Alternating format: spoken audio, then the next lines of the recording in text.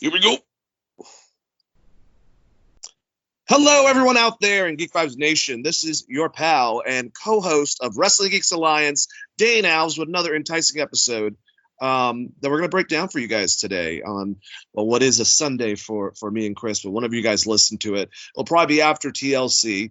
And we're going to be talking about TLC. We're going to be talking about Raw. We're going to be talking about SmackDown. And then we're going to be talking about the big shows, i.e. AEW and NXT. We got a couple news items, but before we get there, I want to, of course, introduce my co-host, Christopher Brother Ray Patton. How are you doing, sir, today? When you said we were going to be talking about the big show, I thought you said the big show.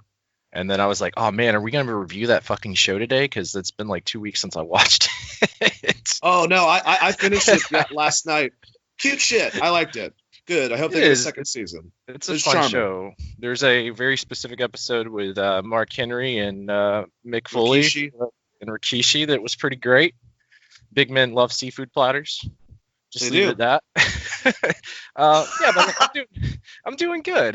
No complaints. I had my 10th anniversary with my wife on Friday, and just excited to talk about some wrestling. It's gonna be fun. How have you been, man? I'm doing good. I've had a pretty good weekend. Played some music, and I wanted to actually wish you happy anniversary. That's awesome that you guys, that's a big deal. And besides that, just playing music at the house. My cat's trying to screw up everything right now because she keeps on trying to lay down on my cell phone and on my, and I'm at a table, by the way, and my notes and everything. But she likes to do what she likes to do. You're a terrible cat. You know that. Well, thank you for the congratulations, and also for the listeners out there, I have a new theme song for the show in the works, which we should have. So you guys look out for that. It's going to be interesting. Wow, I didn't even know about that, guys. So that's actually really exciting. Well, before we get into the articles, I wanted to go over a couple things. First, happy birthday to William Regal. The man's man himself. Or Lord Steven Regal, however you guys remembered him. One of the best and most efficient technical wrestlers, I think, of all time. And especially when it comes to British grappling, going, way back to Billy Robinson, Regal had that style about him. But not only that, he was able to play a great villain. And now, being the teacher of the modern generation, teaching and helping people like Daniel Bryan and now people in NXT, become future superstars, and implanting, I think, not only stylistically, his bravado, but also trying to make sure that these guys are actually still good wrestlers, because he was such a good hooker, such a good chain wrestler. And just wanted to wish him a happy birthday. Unfortunately, we lost a legend, and I think when it comes to wrestling, he is one of the best WrestleMania openers, I would say, with Oh Beautiful, with Little Richard. Besides that, I mean, me and Chris could probably go on about Little Richard and his influence on rock music for a very long time. You don't have Little Richard, it's just like Chuck Berry. You don't have the Beatles, you don't have the Stones, you don't have like a lot of those people. So big happy birthday to Lord William Regal. And an unfortunate RIP to a rock legend like Little Richard. Chris, any statements about either? Yeah, happy birthday to William Regal, one of my favorite WCW mid-card wrestlers. I really enjoyed watching Regal growing up. He just played this guy that I fucking hated as a child. Something about wrestling with one of your hands behind your back and doing that awkward walk he would do in WCW made me really dislike him as a child. So and that scoff he had it on his face. Yes, everything about him. And as Little Richard goes, big part of my childhood because of the Brave Little Toaster, that first opening scene with Tutti Frutti. I grew up kind of loving Little Richard because of that. Definitely, like you said, huge influence to the music industry in general. And for people who haven't watched like Little Richard's story, I recommend going and watching that. And you kind of notice a lot of really good musicians played with his band, specifically one by the name of Jimi Hendrix, which I guess a lot of people don't think about, but yeah, he was in Little Richard's band first. So hell of an influence, like you said, the Beatles, the Stones. Without Little Richard, there's a probably a gap in some of their music that, I'm sure we would have still gotten those bands, but definitely a huge influence. And yes, rest in peace, Little Richard. Yeah, and I mean, if you look at like so many modern entertainers, it doesn't matter if you're going Mick Jagger, Michael Jackson, or Prince. I think a lot of them bring a lot of that, crazy, frantic energy of being a performer and understanding that's as big of an aspect as being a great musician. That's what Little Richard was, so he will be missed. I also stop being such a brat, Kitty. God, sorry. She's trying to take your cheesy puffs. No, I'm at a table and she keeps on jumping on the table and jumping in front of me. Like, I can't deal with that. She is such a brat cat. I love cats, but I love dogs for different. No, don't bite me. God. I have a cat that does that too, and it's bad because right now everyone's working from home, so you're on like camera in a lot of these meetings, and then he just shows up on the camera. He's like, "What's up, guys?" Yeah, it's ridiculous, and it's constant. And do whatever you want to. God. All right, but let's get to the show. And I also, because of situation of what's going on recently, unfortunately here in Georgia, I wanted to say that Wrestling Geeks Alliance, me and Christopher, we all run with Armand Arbery, and the situation itself that happened was disgusting, and I think people, regardless, a lot of white people should open up their eyes and see footage like this, because you got to realize that stuff like this still happens. And I don't want to go into it too much. I don't make this stuff political, but it is me and Chris's show, and we both thought strongly about that. So luckily the two guys, I'm not going to call them fucking gentlemen, are in jail right now, and hopefully the right thing happens in court. It better, I guess, but this show's dedicated to him, and yeah, just kind of wanted to throw that out there. Sorry, it's a very, very hard subject to go from talking about that casually into wrestling, but this is the world today, guys, and it's not going to change unless we make it. So there you go. Sorry, didn't mean to get all down and out a little bit, but it's important, I think, to talk about certain things that we feel strongly about. Would you say so, Chris? I would definitely say so. I mean, being from Georgia, I was fucking disgusted. Not only with some of the comments and things that I saw online, but the video itself, and the fact that it took a video to get these arrests. Let's just say that. So once again, it's one of those things that are eye-opening, and sheep are going to be sheep. And you close your eyes and you just pay no attention to shit like this, then you're doing yourself a disservice. I'll say that. But yes, I concur with you. Yeah, and humanity a disservice. Yeah, I agree with you completely with your words. But let's talk about Raw, because that will be so much more uplifting. God dang it. What is with the slog and the chore, Chris, that has been Raw and SmackDown? Because there's certain good things and certain good elements, but I don't have, I get over, and it's still there, but I get over the audience a lot of times with NXT, because they're giving us such great wrestling a lot of times, and they've been building people and the packages with Karrion Kross and a lot of stuff they're doing. I don't notice a lot of the imperfections, but with Raw, it's just so formulaic, and now there is no response from an audience. And SmackDown, I feel the same way, that a lot of stuff they have is good, but a lot of it's like, all right, well, here's Monday, or here's Friday. But when it comes to Wednesdays, I'm like, all right, it's Wednesday night, let's do this. Like, do you have a similar feel towards that? I would say the past couple months for sure that feel. I think there's a lot of things production wise they could make to make that show feel better. For instance, AEW filming from basically where the announcers used to sit in WWE. So the hard cam is pointed towards the stage, which kind of takes the distraction away from there not being a crowd there. Like little things like that WWE could easily accomplish with the amount of money they put into each show. They should look at doing. It's almost like they're just too fearful of any kind of change that's outside of the normal WWE system, and it really hurts their shows, especially with kind of a limited talent roster right now as far as who's there and who's not there, etc. But also it points, with the crowd not being there, it really does point to, hey, we just do the same fucking matches to build the pay-per-view every week with the same people.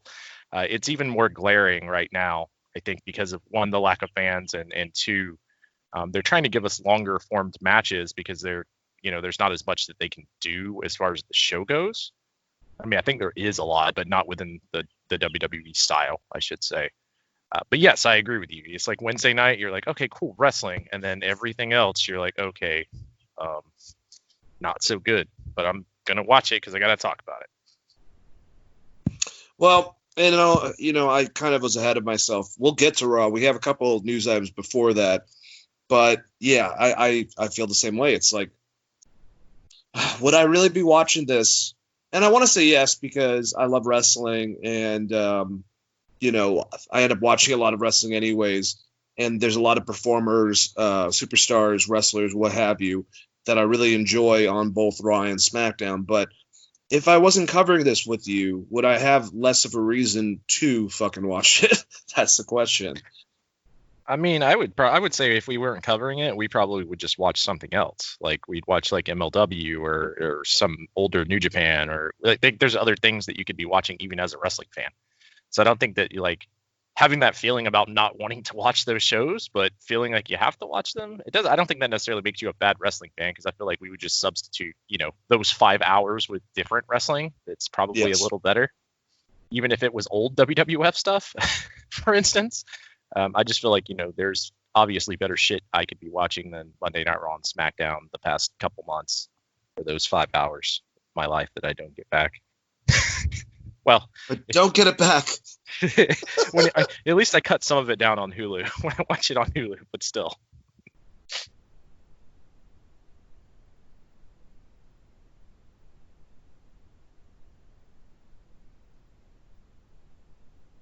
I think you're muted, Dane. Am I back? Yeah, you're back. That was weird. I hate it because, like, with Skype, for some reason, if someone calls you and you don't have your volume muted, it kind of like tries to like take over. But I figured it out. Everyone. I know technology. I'm like my dad. Anyways, I'm gonna go over a couple topic items and then I'll hand it to you, and we'll kind of go back and forth on them. But I'm gonna kind of give like a rough, outline of each topic all at once right now.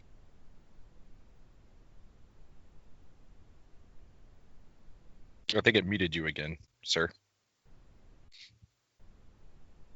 What was the last thing that you heard me say? Sorry about that. You were going to throw out a couple topics, and then you went. Okay. You got muted. Well, this is so professional for all the new listeners. I appreciate you guys having this episode to check out, but I'm just kidding. It happens. It's technology. Sorry, I'm Italian. I can do that. It. I'll do it in post. Yeah. Chris will figure this out, but you guys might not even hear this version. Anyways, so we've been hearing this hacker, and it's been going on SmackDown, and we don't know who it is, and we think that's going to be revealed tonight, possibly. Who knows? A lot of rumors with Ali. Well, they decided to do it on the show, their after show. I forgot what it's called, with Booker T and I think it's backstage, WWE backstage. While they're having a conversation, the whole hacker thing comes up, says a whole entire bunch of stuff, and it says the truth will be told soon. And the ending was, do I have everybody's attention now? That should be a line a lot of people know. Immediately afterwards, it's like Booker T, Renee Young, none of them knew that happened. Like, it was a hack and a bunch of, like, bullshit. And then they promoted CM Punk coming back the next week, which got everyone to speculate. Then WWE puts on Fox and says, puts the video display WWE on Fox with, do I have your attention now? Or do I have everybody's attention now upside down? So, of course, CM Punk saw this, realizing that they're trying to pin something towards him, and put that nice, like, little gif of Fozzie Bear looking so distraught and then putting his hands or his head in his hands.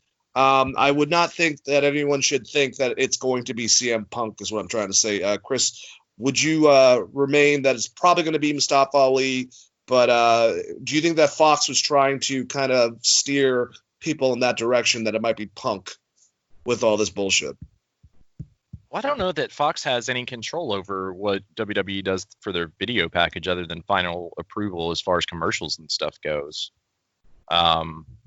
Because it is WWE based shows, they have creative control. That's part of like how WWE's contracts written.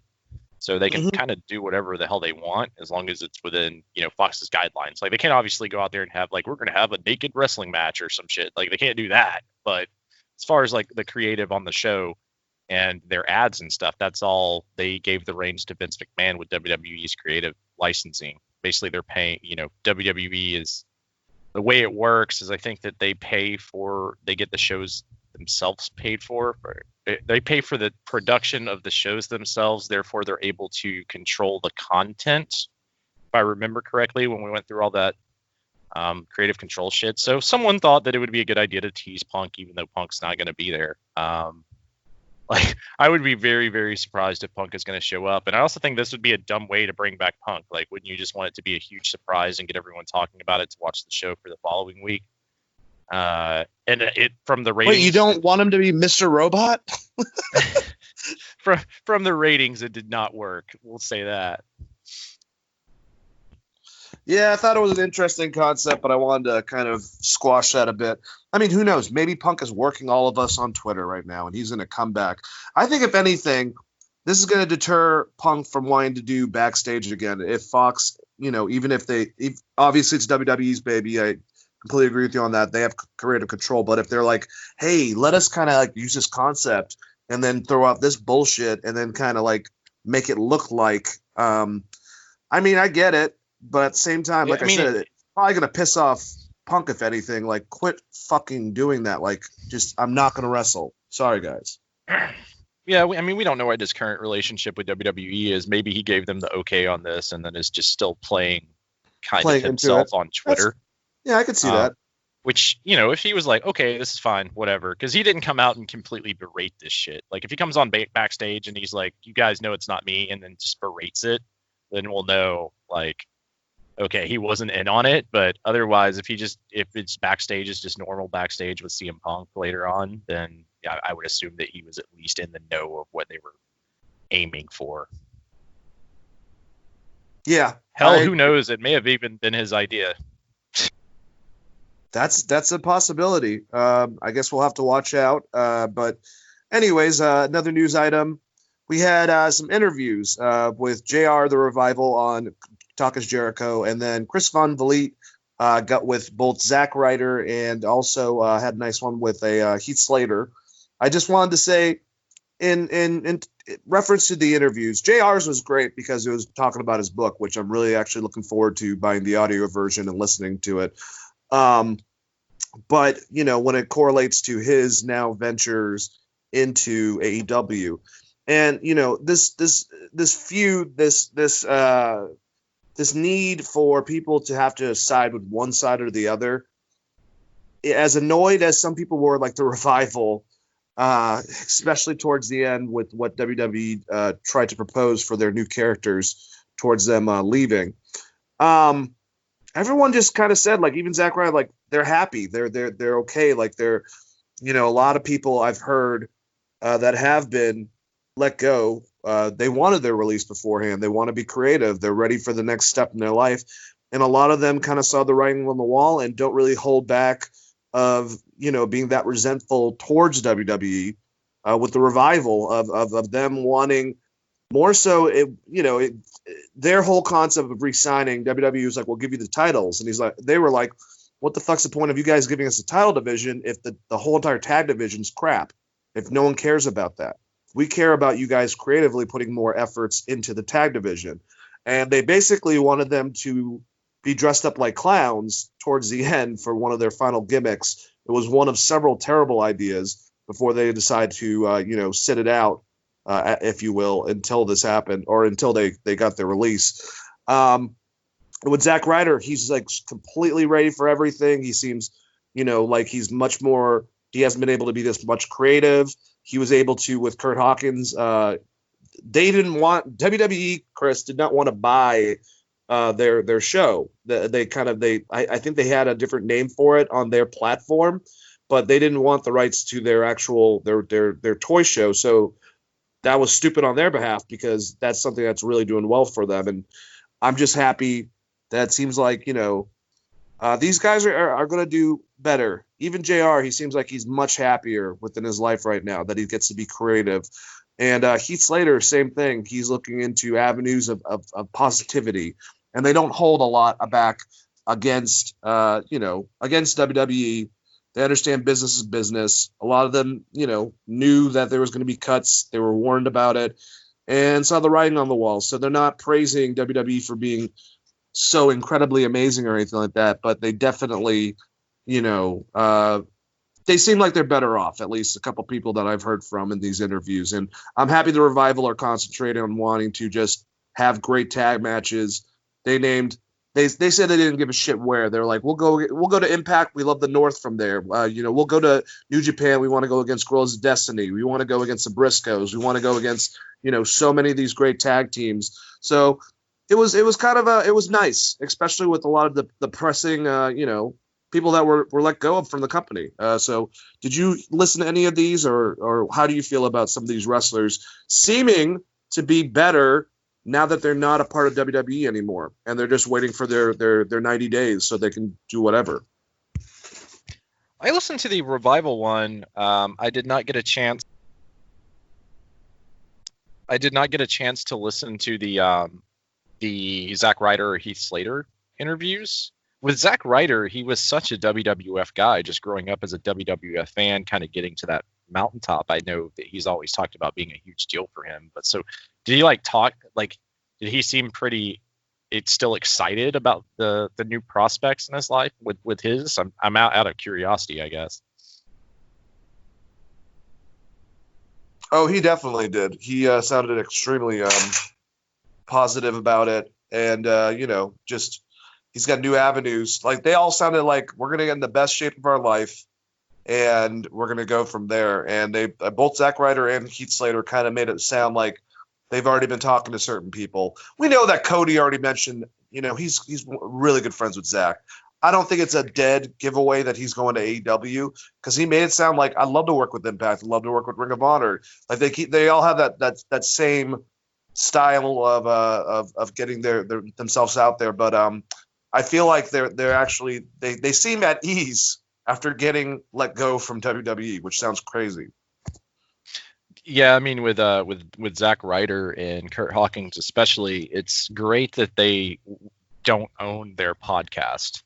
I think that is really, really good that they didn't get the creative rights for that. And it's something that I worry about with someone like Zack Ryder, or not Zack Ryder, Xavier Woods. Like if the New Day ever wanted to leave, they do on Up, Up, Down, Down. There's a lot of wrestlers associated with that show. And I wonder how that would shake out and what kind of court battle would hit with their 2 or 3 million subscribers on YouTube or their content. Which is in theory is a little nuts. So at least from that standpoint, with specifically with Zack Ryder and Kurt Hawkins, with WWE not caring about collectors market for their toys, essentially that they released for collectors, which is still baffling to me that they wouldn't have tried to buy this. But it's good. It's good for those guys. And I know Kurt Hawkins is still doing. He just posted a video yesterday, not being mean or anything, just doing a review of WWE toys from the Elite series. I can't remember exactly which ones he reviewed, but I saw that pop up. The Revival, the writing's been on the wall for them a long time, even before this stuff came out. They definitely seemed like they wanted to go, and there's a lot of places they can go to and be very, very good in the ring, and probably have some good matches. While they're not my favorite tag team, a lot of that probably is WWE booking, because I didn't dislike them heavily in NXT. The thing about the Revival for me specifically is they seem like they're super, super hyped by everyone else that's kind of in the wrestling world. For instance, Jim Cornette, who just absolutely loves these guys and loves what they're about, and a bunch of other people. I just never really saw it. So hopefully when they go there and they have other serious tag teams to work against, like you said, someone like Gorillas of Destiny or the Briscoes, maybe I'll see what other people have seen in them that I don't necessarily see.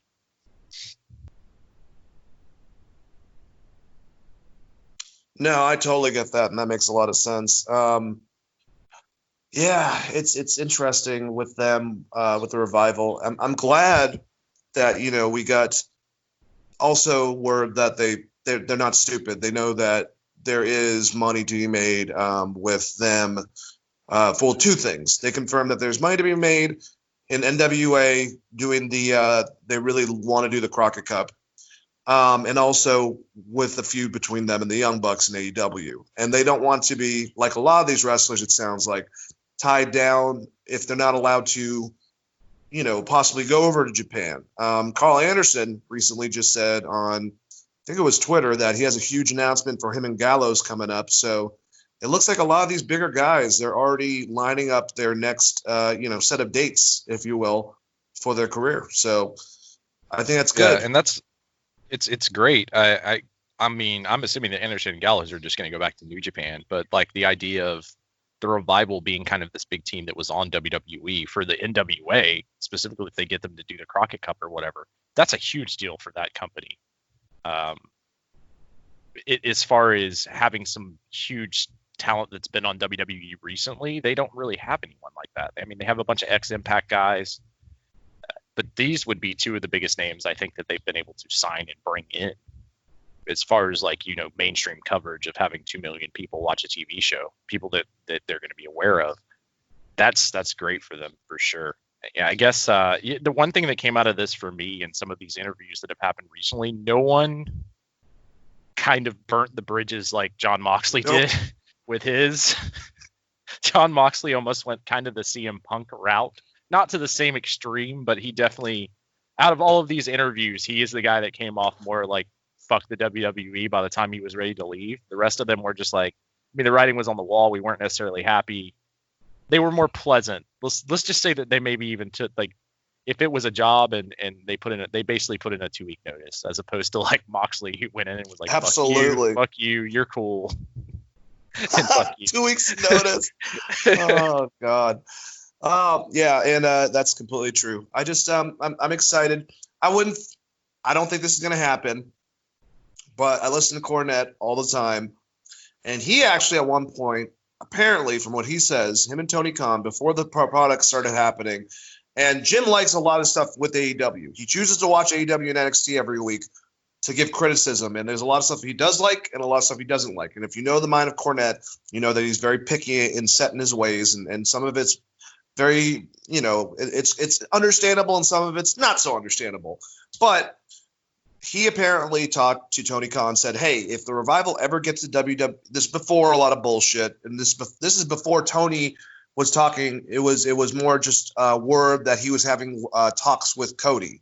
This is when the Bucks weren't involved and stuff like that. That Tony was thinking about doing something, and he was talking to Jim Cornette, and Jim said that if you ever got a chance to get a Revival, basically, long story short, I'd love to manage them. And now he turned that down recently. He's like, I'm not going fucking on the road. It hasn't worked out in every company for me. There's no way I'm doing a schedule like that. But if there were to be like 1 to a couple set of matches for them and something outside of AEW or any of the major ones, I would be up for it. Now, Chris, do you think that given what happened before in NWA with the announcement, if Billy Corgan got a chance to just have Jim Cornette be the manager for the Revival during the Crockett Cup, would he take the risk of scrutiny, or would he say fuck it just because to have that general wrestling principle of having Cornette with the Revival, in the Crockett Cup? I mean, I would just think that the other parties that are the CEOs of that company won't want Jim Cornette there. I don't think you're going to convince Kenny Omega that bringing Jim Cornette in is a good idea, or Cody Rhodes that bringing Jim Cornette is a good idea. Oh, well, I'm talking about NWA. I'm not talking about AEW. With NWA, I don't think they can bring him back because they fired him over those, let's say, racial comments, right? And it would look bad for them as a company. And I don't think Billy Corgan would necessarily do that. I think it would be a good move to have him manage them, specifically if you could get him to do AEW with the Revival versus the Young Bucks, just because there's built-in heat there. But the idea would be like, do those people want to work with Jim Cornette? And if they do work with Jim Cornette and they have really good matches with the Revival, does Jim Cornette finally have to admit that the Young Bucks are a decent tag team? That's like kind of the real question, right? That's a good way to end it. I think that's a very, very good point. But it will be interesting to find out what happens to all these guys in the next upcoming months. I'm just happy that before it would suck about the non-compete, but now, because there's nothing else out there besides AEW, a lot of these guys are getting paid for that time period, and hopefully by then we'll be having more, smaller wrestling entities flourishing again. So we'll have to wait and see. Here's a big thing that's kind of like, all right, I'm not gonna put the tinfoil on my head so much, Chris. We heard that Dutch Mantel came out on Twitter and said that he was hearing a rumor that basically WWE was going to be, as soon as May, split up between ESPN and Fox and bought out basically. Then the rumor was it was actually Disney working with Fox, because Disney owns all of the Fox. Well, they own ESPN, but they own all of the Fox movie properties, but they don't own the television stuff, the news, the sports, anything like that. So they'd be working back and forth for the same type of concept. I don't think any of that's true, but I will say it is weird that Kevin Dunn first sold a shit ton of stocks, and now, after that, in the last couple days, Stephanie was reported as of today to have sold 23,255 shares, basically over $1 million. And Triple H 2 days ago also did the same thing and got over $1 million out of stock. Do you think that's kind of weird at all? The fact that Kevin Dunn and now Stephanie and Triple H have been taking stock outside of WWE? I wonder if they sold their stock to Vince, though. Because that's the thing, is you don't know who bought the stock. Vince sold stock to fund the XFL and their family.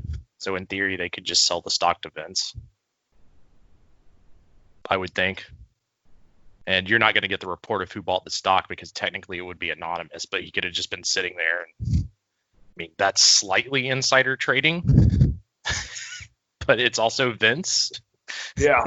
So, yeah. That's I don't know. You know what I mean? I don't consider that a huge red flag. I think more of the ESPN thing is just trying to get the pay-per-views on ESPN Plus and Fox Plus or whatever. That's what I thought. I think Dutch heard the wrong concept. You know what I'm saying? I think it was actually those are the two companies, thinking about splitting some of the big pay-per-views like we've heard before. With the Rumble, if they consider Money in the Bank, Survivor Series, SummerSlam, WrestleMania, I think that's all of them. Those are the big ones that would have that draw, but who knows? I kind of found it a little bit strange, but whatever happens, we'll find out. We do know that ratings-wise, Raw and SmackDown have been doing terrible. NXT's been keeping where they thought they would be normally, and I don't think they're doing bad. But compared to the past, Raw and SmackDown doing terrible. Raw, I think, had the lowest one. I think it beat last week, which was the lowest one before one that was like from a Christmas a couple of years ago. Like, not good. We know the XFL obviously did not do well, to say the least. And not really to the fault of the XFL or Vince, but the pandemic also had something to do with it, having to abruptly stop, definitely. And just hearing rumors from Dave Metzer saying that staff are saying that Vince is very, very agitated at work constantly. He's not in a good mood. I don't expect him to be in a good mood right now anyways, but it's just I think all of us assumed, Chris, basically, that Vince had it out and had everything in his head so that he would have the company. It would go to his daughter and brother-in-law, or son-in-law, I should say, Triple H to Stephanie, and then continue in the family name. Could there be, if not this time, a big entity like a Disney through ESPN or Fox or someone else that might actually inevitably buy out the WWE? It's possible, but it would take so much, just because it's like I said before. Well, I think we actually talked about this briefly on the last show. It's a publicly traded company, so what does that involve? You would have to buy the majority shares, which would be Vince, Steph, and Triple H's shares, right? So first you have to do that, and then you have to, I guess, probably pay out of these the TV contracts. And I think know. I don't know what you do with USA. What do you do with USA? You would either have to rework that contract or buy out of it, because I'm sure that I'm not a lawyer, so I don't know how these contracts would shake out, but I'm assuming that there's an out for these television companies if something like this happens. Say if like Vince McMahon decides to sell all of his shares and step down from the role of CEO or whatever, I'm sure there's some kind of out where these TV companies would be like, this massively changes the business model itself of what you guys sold us. So something like USA or Fox could bail on those contracts. It would take someone like Disney to buy this. I mean, it would have to be a huge company. I don't know that Fox necessarily has the cash flow to do that. I mean, we're talking about $1 billion business with WWE on a yearly. Yep. Even with this being a down year because of the TV contracts, they're still going to be $1 billion company. Very true. Very, very true. All right, so I'm going to give you like before we move on, the other section of this, and I just thought about it, is all of the back catalog and how much that would cost to buy. And whether Vince would actually sell that. How much do you think the network is worth by itself? Just network. Just the video content? Absolutely. He paid like $500,000 for WCW's video content, right? If I remember correctly, it was some ridiculously low amount for all of their video content. So if you equate that to what it's actually worth after WCW closed and after what everyone said, I mean, I would think that the network itself, with just the video content from AWA, FCW, NXT, WWE, WWF, all of the pay-per-views, I'm assuming that's would be a huge fucking sum of money. I don't know what that amount of money is, but it would have to be another huge lift outside of just buying current WWE as a company. Because technically, I guess, I don't even know how that works. Does Vince just own the rights to those things, or is that included as part of the public trade under the WWE umbrella? That's where stuff really gets strange. It'd be nice to actually find someone that could maybe break down how something like Netflix getting bought would be handled, like a lawyer or something. If any lawyers are out there listening and have negotiated any of these large contracts, hit us up on Twitter or something so that we can do an interview with you and you guys can break this down. What's the one that Hulk Hogan uses? Is it Brian Bloom? We'll use him, not Brian Blair. He's part of the Killer Bees, and not the Hornets that are coming over here. Anyways, let's. I'm gonna give you like the last three, and you can kind of just talk about what you want out of all of them, Chris. We have AEW was fined $10,000 by the Maryland State Athletic Commission over the Moxley Omega match that they never got the basically okay to do half the shit that they did afterwards in the lights out match, stooged by, I forgot who did it, but some person that's either been involved in wrestling in the past, but whoever, kind of a douchebag. Now, not big money for Tony Khan, but still kind of a pain in the ass. We had Matt Riddle addressing the rumors that he has backstage heat, saying that the people that he has backstage heat with per se doesn't get in the way of his business and what he's doing in wrestling. Probably Goldberg is who he's referring to, that he's had conversations with Triple H and Vince, and they're happy where he is. And if you want, I can give you the whole entire quote from that. And the last kind of one, Observer, all the major outlets have been kind of saying it's strange the way that WWE is handling Roman Reigns, even by editing a package with Seth Rollins cashing in like he did at WrestleMania, but not having any part of Roman in it, actually making it look like he stomped Brock Lesnar. They go to black, 1, 2, 3, and then as if Seth won it. And we have Roman saying that he's taken time off not only because of himself, but also to protect his newborns that he just had, which makes a lot of sense too. So he could be out indefinitely. I think this is more about the fact that just keep him out of your heads right now so that when he comes back, it could be big. But a lot of people are making it seems more to do about nothing. But any conversations about those last news pieces? I mean, isn't he's like signed till 2023 or something? He's there for the rest of his life. So I don't know that they're going to release him or anything. I'm assuming it's the absence makes the heart grow fonder. They want to keep Roman looking strong while he's gone, so they didn't put him in that video package getting pinned. They just let you assume what happened if you didn't watch WrestleMania. I think it's the thing that the internet likes to talk about, the idea of maybe Roman Reigns being Vince's favorite son, so to speak, kind of falling from that pedestal. But Roman's still a huge draw. I think some of the ratings with Roman and Brock not being there, it shows. I could be completely wrong on that, but I guarantee you if Roman and Brock showed up, the ratings would go up. I don't see WWE do anything brass with Roman other than this is just a way they're going to let him come back completely fresh. And worst case scenario, if they want to feed into this, they can just do him versus the company again, which they've done in the past, where Roman is like the disgruntled employee, kind of Stone Cold Steve Austin thing, which is like I said, they only know how to book like three things now for top guys. It's like you're either the disgruntled Austin or you're the Daniel Bryan, where you're just going to have to take a bunch of losses and hope that you get over it. And then the other one would be like, here's our monster heel Baron Corbin kind of thing. Or Chris, he says, fuck you to Vince, gets the hell out of there, and goes to New Japan when it starts up, joins the Guerrillas of Destiny, becomes the new leader of the Bullet Club, and has a series of matches with Kazuchika Okada. The world's not ready for that because Roman Reigns having a 5-star match with Okada, it's going to make people's heads fucking explode.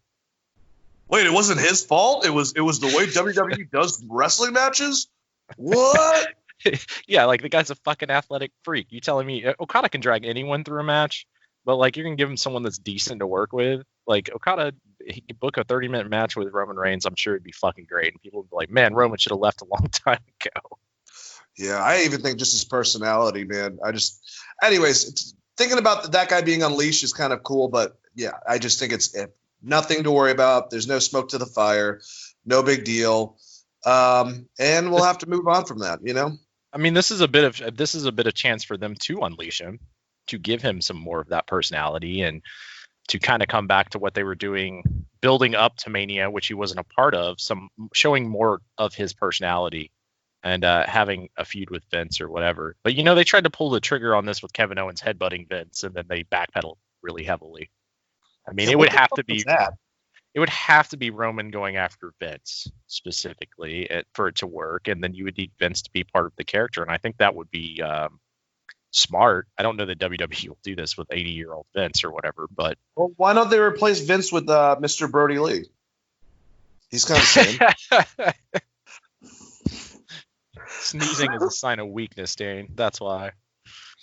All right, let's get into this. Into these conversations about the shows. Let's go into Raw first. What do we start off with Raw? Thank you, Uprocks, as usual, for your breakdowns in which I read off of. I appreciate them every single week. Episode opened with MVP interviewing Asuka, Nia, and Shayna Baszler on the VIP lounge. The three women traded insults until Baszler and Asuka decided to team up and kick Jax out of the ring. It was pretty good. I mean, I like that they're kind of keeping these three ladies as much as I have faults with Nia Jax. These are their three badasses. And I like that Asuka's still presented in that way. I don't have a problem with that at all.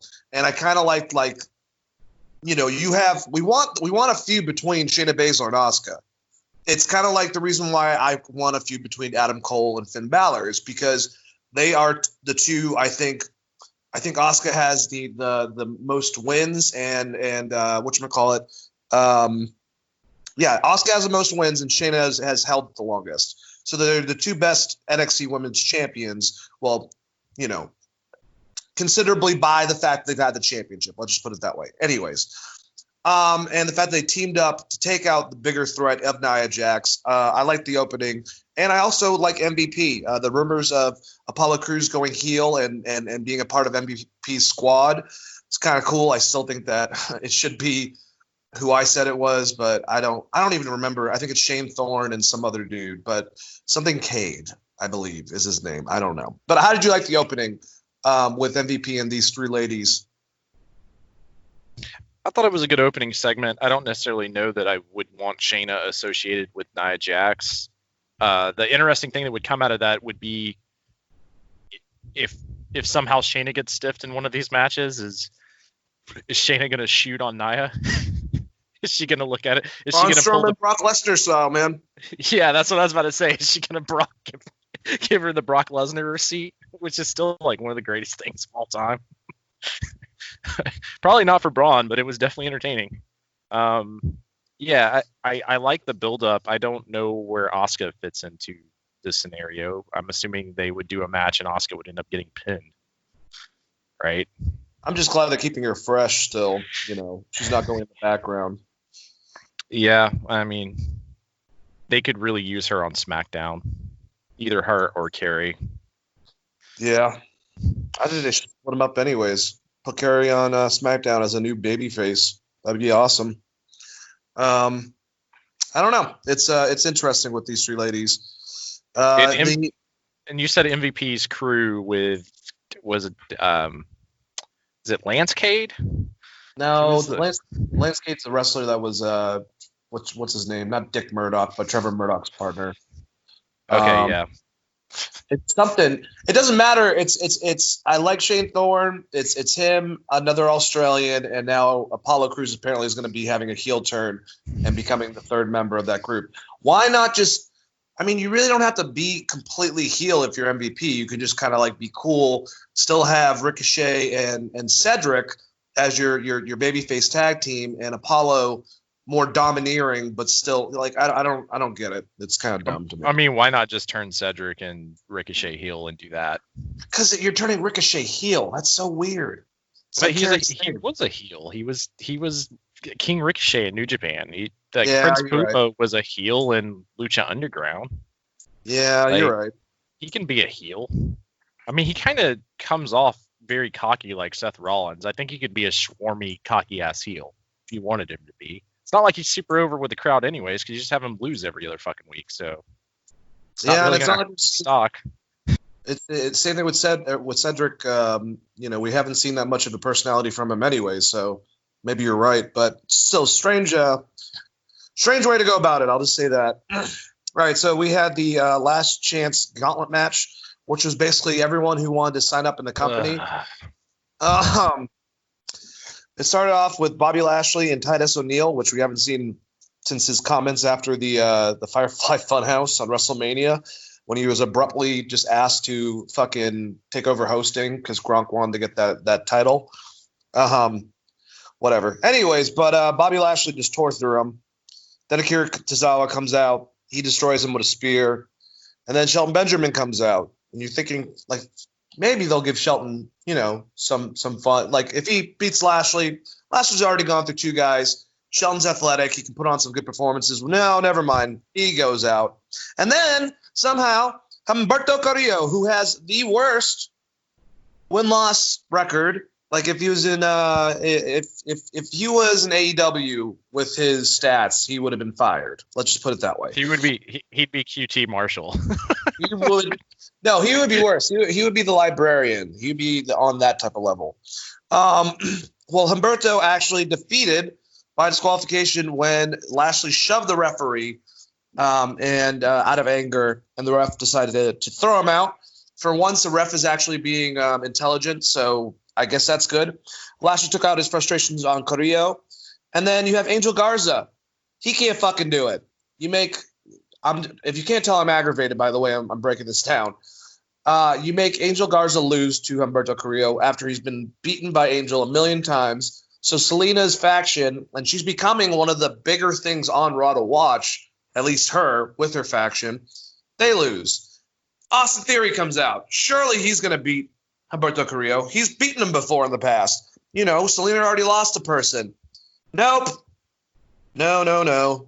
That does not happen. Somehow Carrillo beats Theory by countering a suplex into an inside cradle. Basically, both of them, one was a sunset flip, the other one, it was like desperation babyface mode to a babyface that's been destroyed. And then the next person to finally destroy him is the returning AJ Styles, who returned from death.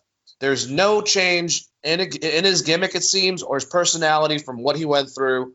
I mean, I guess they can throw little PTSD leveled stuff in there later on, I guess, but nothing. And not only that, as a Georgia boy, you couldn't have let an Austin Theory go against AJ Styles for the ending and have AJ pin him. You have Humberto, who I just did not think any of this shit was necessary. I thought it was poorly booked, Chris, and I didn't like it. I was mad about it. Gotta be honest. I mean, the thing about the AJ Styles coming and getting the win is he's already beat Humberto Carrillo in the same exact match. Or didn't Humberto already have the same exact match against Saudi that led to him like wrestling AJ, and then AJ beat him, and AJ had beaten him like 15 times in a row before that? Like, why are we rehashing this stuff? I do like I will say the commentary did try to point out that this is they kept saying this is a different AJ Styles as far as like how he was working in the ring, and that maybe that match changed him or whatever, but they could have done a lot more with AJ Styles and probably some really entertaining things. I'm not saying give AJ like a face paint or something weird like that, but you definitely could have done something different with a character, and they didn't. And the match itself was fine. I'm just really tired of these gauntlet matches. I think that once Kofi got over, they were like, this is how we get baby faces over now. And they're going to keep doing these because they get stuck on one thing, and they get stuck on that one thing for like 2 to 3 years.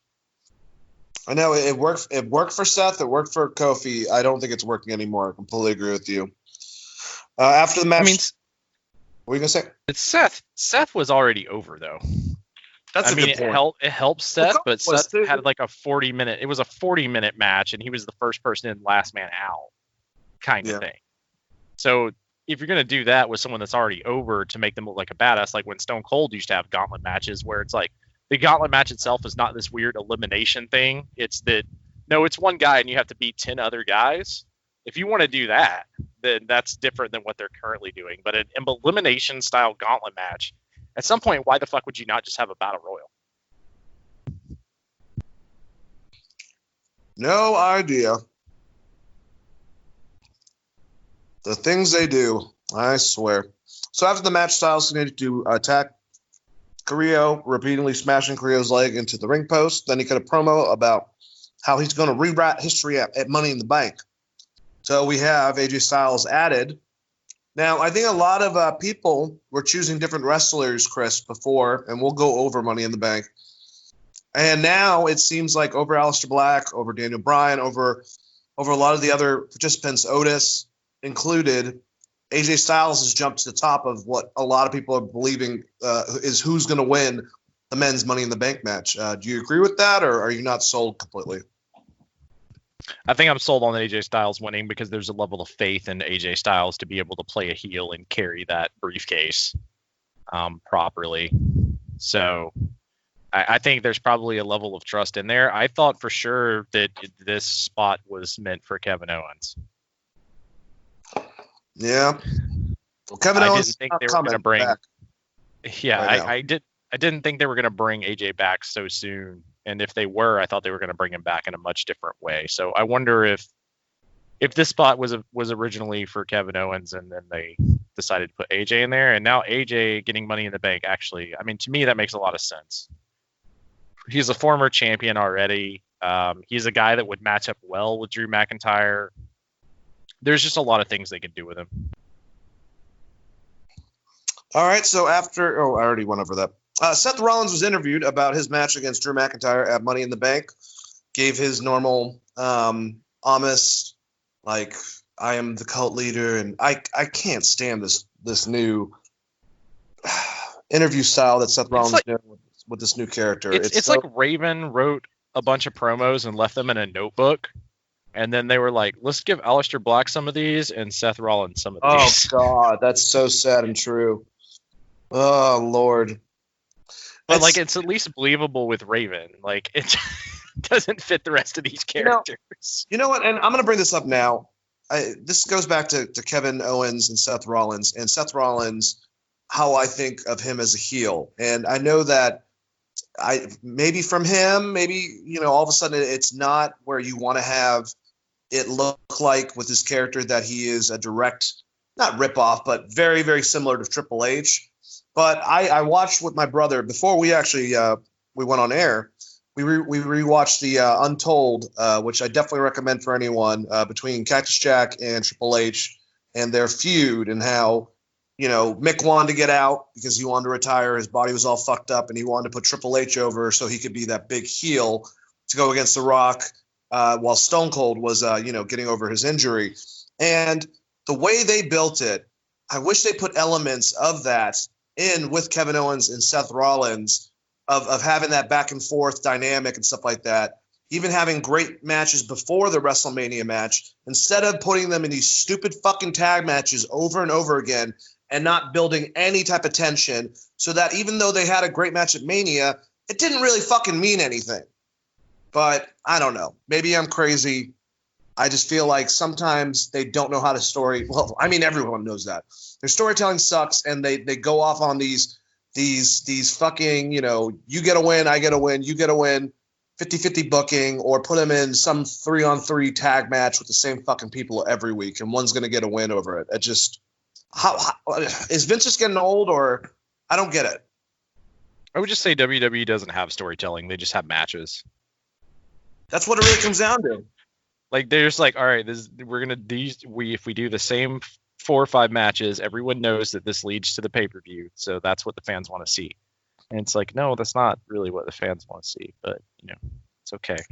It's like if you had a built corrected concept, I think a lot of us would have want this, where you build it, Seth's a heel now, but he's back to the architect, and it's not this fucking weird whimsical cult leader thing. And Kevin Owens is coming off very strong, like the Austin, that same thing, what Cactus Jack was for that feud. And you have Kevin Owens get like some losses from some bullshit, but have really bad battles. And then at WrestleMania, he gets the up finally on Seth Rollins. That is so much more meaningful than the way that they did it with boring ass fucking tag matches every goddamn week. Yeah, the AOP, and the only thing that came out of that they should have taken to the next level was Buddy Murphy. Yes, honestly, I agree. I thought Buddy Murphy was really good in that crew and had some really good and he had really good in-ring matches. There's shit they could have definitely done with Buddy Murphy out of that, and maybe some of that is maybe he's stuck somewhere, right? I don't know. We haven't heard anything about Buddy Murphy. He hasn't been on the show in 2 months. Well, I think he was on this show. He helped him win, but that's been it. He just finally came back and now is the disciple. And that's not the best name to have in wrestling if you can't remember at Leslie. Yeah, that's more of what I'm getting at, is they didn't do anything with him for months and now he's back. Was he stuck somewhere? And then also, I don't necessarily know that being Seth Rollins is number 2 during this current run is the best idea for someone like Buddy Murphy, who I thought did a good job of getting himself over with that group of AOP and Seth Rollins, etc. Yep. Well, how do you feel about Edge and Randy Orton being on next week? I have an idea of booking they're not going to do in my head, but what do you think is going to happen between that standoff, especially after the reception of the match at WrestleMania? I don't know. Hopefully they're a tag team. Honestly, this is no joke, but I thought just embrace the sadistic. After Edge wants to make his fucking comments, maybe he's a little bit frustrated. Have some situation where, it looks like Randy's about to do something to Edge. Maybe Christian comes out and runs and tries to save him. And then Edge fucking takes out Christian and just says, fuck this. I already got what I wanted from you. I beat you. Let's destroy and take over Raw as, rated RKO. because I really don't want to root for Edge as a babyface anymore because of his statements. I'm kind of a little bit pissed off about it. Maybe he's a little bit pissed off about fans. Well, the whole thing is like, wasn't Randy part of Randy Orton's promos? Is it like you turned your back on me for the fans kind of thing? Maybe and he now can the just point out. The fans have turned their back on both of us. And I hate when they do that, but in this situation, it kind of makes sense. Make them rated RKO again. I like Edge really... heel. It's interesting, I think. I think that there's a way you could put him and Randy back together that would make sense and give something to the tag division, which is starving on Raw right now. I mean, who the hell is the primetime players, for instance? Like, they don't have anyone else to really or Street Profits.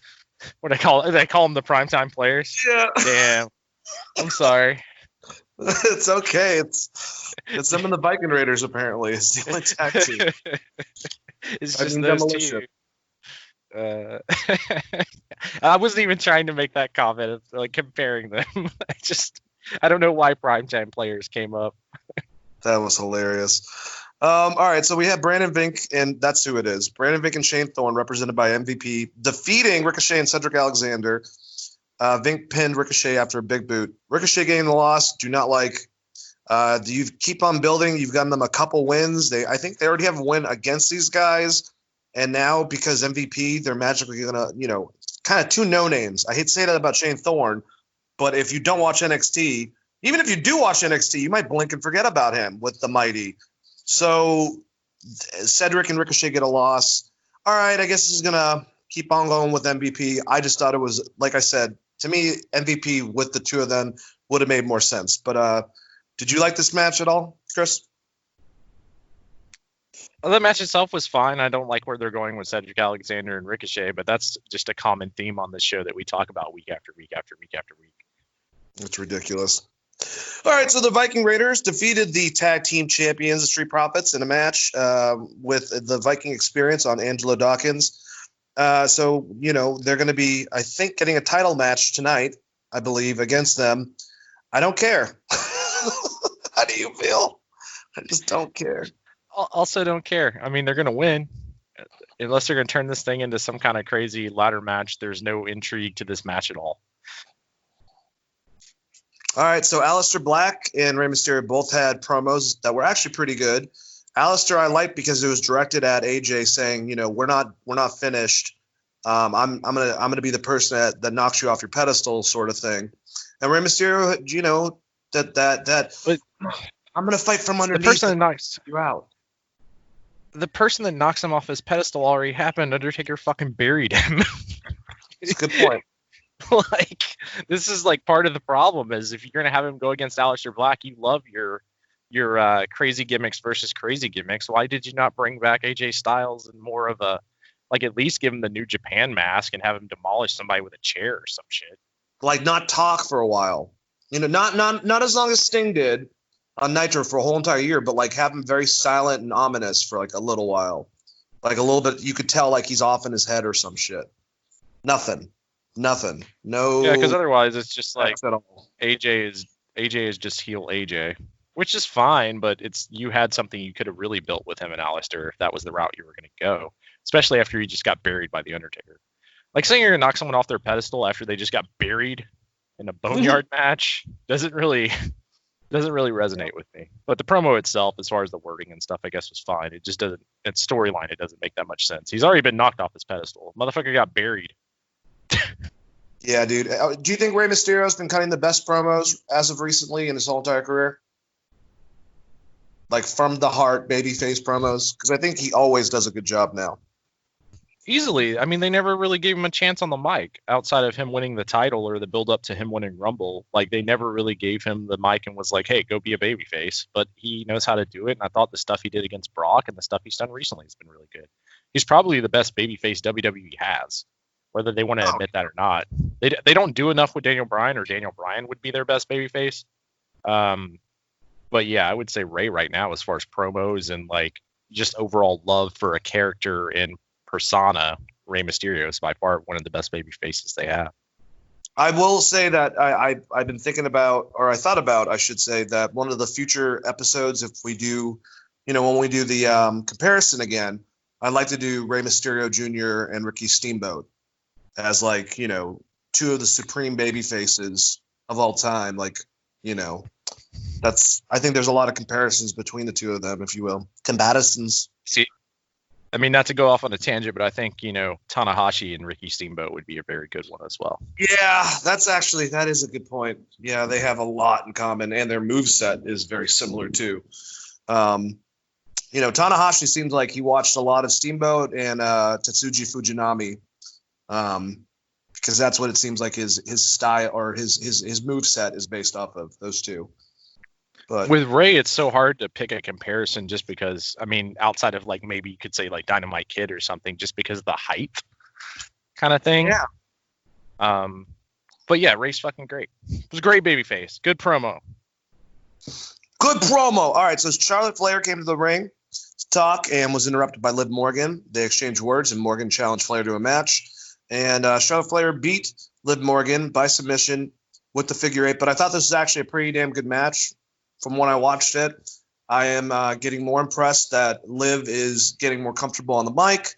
She said a bunch of gobbledygook, but whatever. And in ring, actually, I will say that she's definitely gotten better and improved. But she is going against Charlotte Flair. So, yeah, can't really say anything bad about this. It seems like she's trying to go for the babyface. It's getting beaten, but she's actually taking those said people that should be able to beat her to the limits. And also beat her mentor twice with Ruby Riott. So some of the direction that they're going with Liv, I do like. I'm glad we eliminated all that silly shit from beforehand with the bathtub segments and the fucking Lana bullshit. Yeah, getting her far away from Lana did wonders for her character. I like what they've been doing with Liv as far as the push. With Charlotte, and they would never do this, but it would be great to bring back the Fuck the World title. Because since she's wrestling on both shows and just basically fighting all comers. I mean, that's what's happening with Charlotte's character. She's basically Taz in ECW right now. She's just fighting everyone. So she needs something else added to her character. I mean, being Charlotte Flair is a great thing to be, but you could add a little edge to it. Maybe like create like I mean, they even did this in UFC recently, right? Like, what is the most badass title or whatever they have? It's not a real title. Someone just made it. I feel like that you could rebring that back. You don't necessarily have to call it the Fuck the World title, but you could. But it'd be really cool if you did. Yeah. All right. So our last match was a WWE, the WWE champion Drew McIntyre went against Murphy, not Buddy Murphy. We forget about that. And Drew beat him with the bro kick. And after the match, McIntyre challenged Seth Rollins to get in the ring and fight him. Rollins pretended to leave, then snuck up on McIntyre to hit him with a kick. Rollins tried to hit the stomp, but McIntyre dodged and hit a headbutt. McIntyre attempted a Claymore, but Rollins bailed. So this one kind of goes outside of WWE math.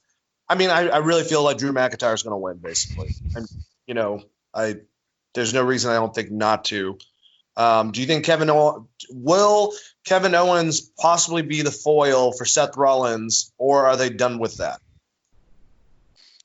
I would think that if somehow they're able to get AOP and Buddy Murphy there, and Kevin Owens comes back and to help Drew McIntyre as babyface helping babyface, that makes a lot of booking sense. The other thing is you could just have Drew McIntyre kill everybody and make him your strong dude, Roman Reigns or Lesnar style, which I think is probably more realistic. Either way, I do think McIntyre is still walking out with that title. It's too soon to take it off of him. I mean, he just won it. It's way too soon to take it off of him, and it seems like they're strapping the rockets to this guy. And I don't necessarily think that's a bad idea. I think maybe going straight to Seth was a bad idea. But with Kevin Owens being out, AJ Styles getting buried in the ground, I don't know who you would have put against him, really. So I think they're working the best with what they have at the moment. Yeah, I'm wondering, hear me out. I don't think this would happen, but what if your scenario plays out and Kevin Owens helps out, And then at the end of it, Drew McIntyre wins. But then there's also some sort of beatdown, or you can do it then where Kevin Owens at the end of it comes and saves Drew. But then after the ring settles and Kevin Owens is in there with Drew McIntyre, Stone Cold Stunner, Kevin Owens just goes out, not proclaiming babyface or heel turn or anything like that, but just Stunner's the champion saying, hey, motherfucker, I'm here. And maybe they can the prize fighter against Drew McIntyre. Oh, you mean that he should just be Stone Cold and stun everyone regardless? Yeah, just fucking do it. Just go full tilt, motherfucker. Yeah, well, WWE doesn't know how to book Stone Cold's gimmick, even though they're the ones that book Stone Cold's gimmick. He should stun everyone, including the fucking announcers, and then drink a bunch of Molsons in the ring. Some good old Canadian beer in there. I mean, if you're gonna have him, some Labatt's or some Molsons, if you're gonna have him be fucking Stone Cold, have him be Stone Cold. He shouldn't be teaming with other people. That's not.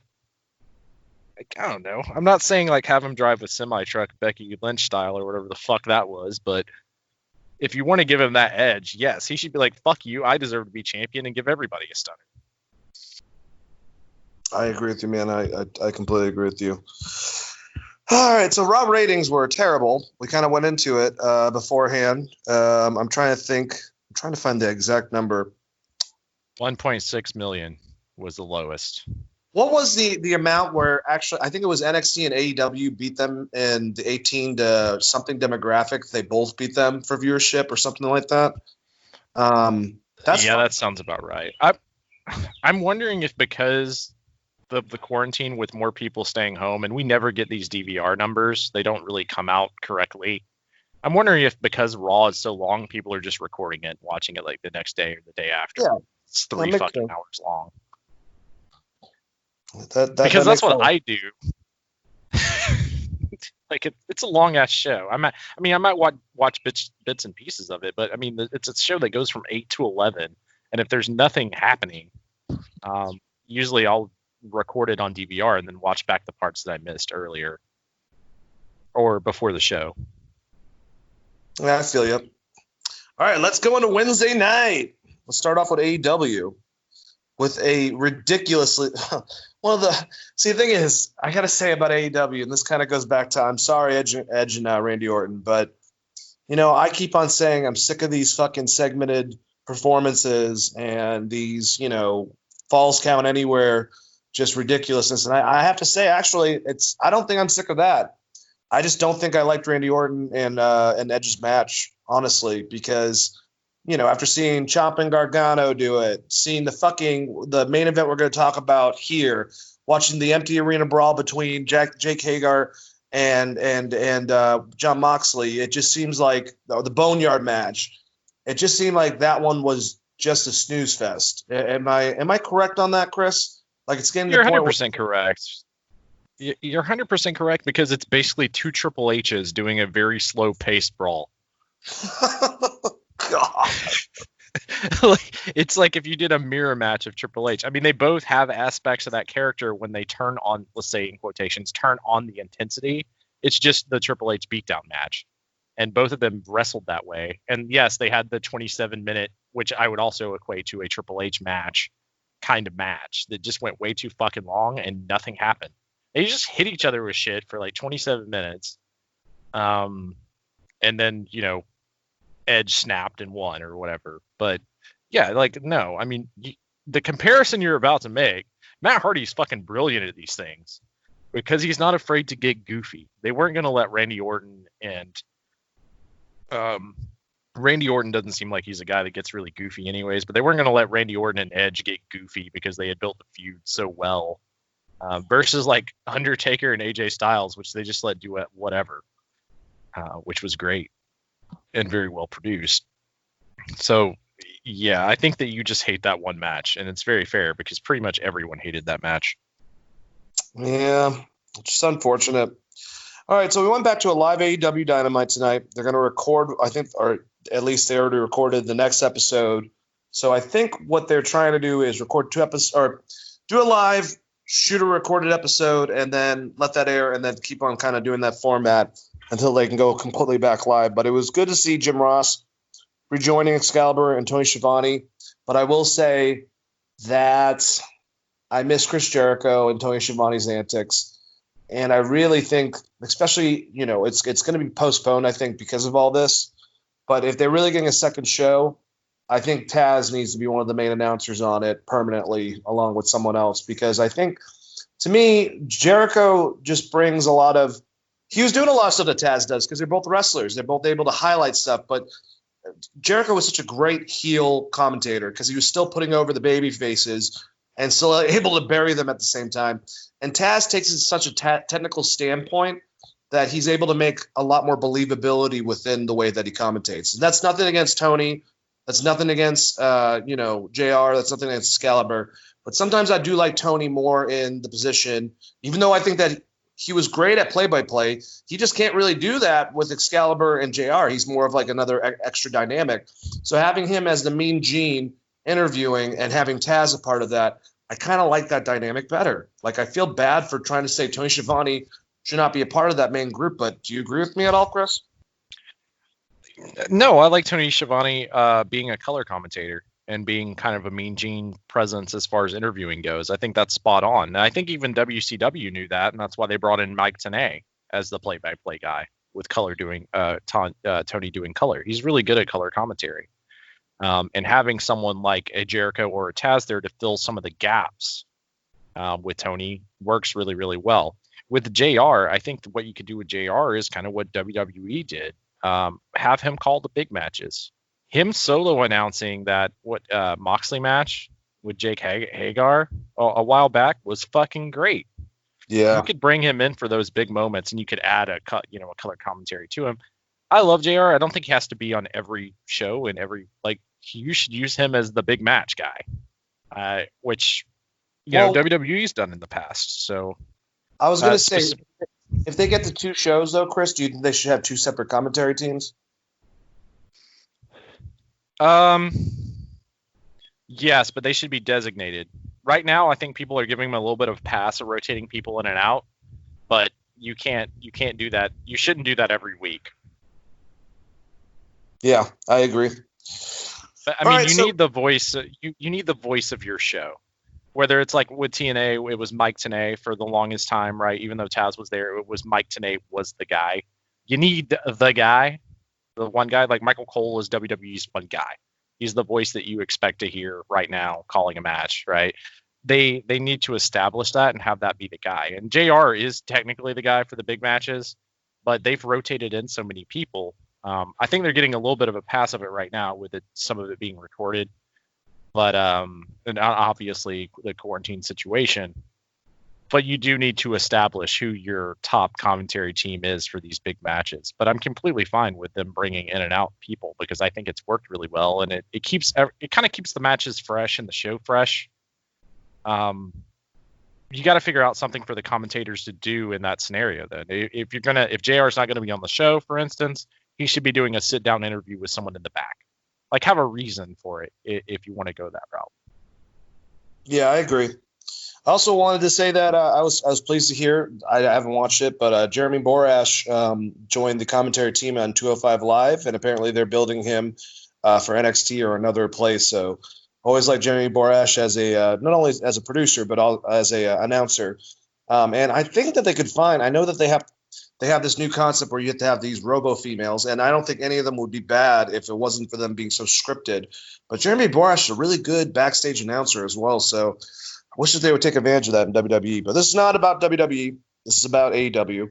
I wish they would take advantage of this stuff too when you have so many good people there that could be doing these segments as far as like a backstage interviewer with WWE. The other thing they could do is just let them not be so stoic and show a little bit of their personality every once in a while. I mean, that's why Michael Cole and Coach were kind of got promoted to being commentators, is because of their personalities that they showed with The Rock and Stone Cold. And you're feeling kind of bad for these geeks getting picked on.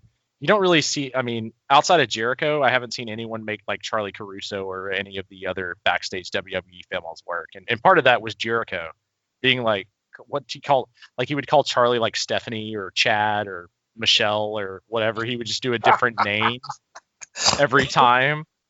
And so some of that is on the wrestler, but a lot of it is just like they give him the dumbest fucking questions to ask them. It's like, so you just lost that match. How do you feel?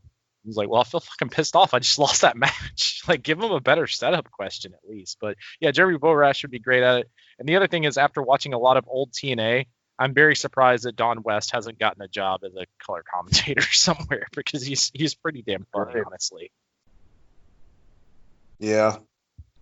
All right, so we had our first match between Cody and Joey Janela, and I like this match. I think it was good. Cody obviously won against Joey, but I'm trying to think back in my head details of this match, because there were a couple things that went down. I don't know.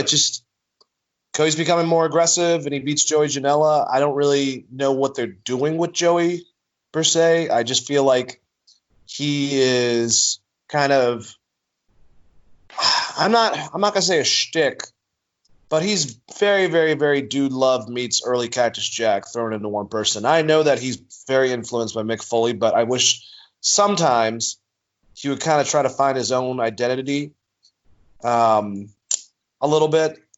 I guess he does have elements of like a who am I thinking of? It's Jimmy from the Freebirds.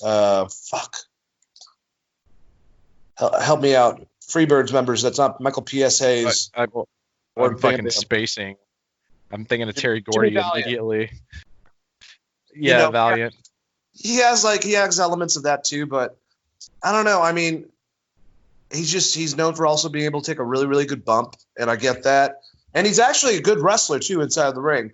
I kind of wish that he would put on a little bit of muscle. I hate to be like that type of person, but I think it would benefit him a bit as well, just with the overall look. But it seems like he's pretty down on the card. And now Kip Sabian stole his girlfriend, and he just lost to Cody again. So Cody's becoming more and more ferocious. He's like throwing away the Sting concept that he had originally, and just now has that glaring, angry look on his face, like he wants to decimate someone.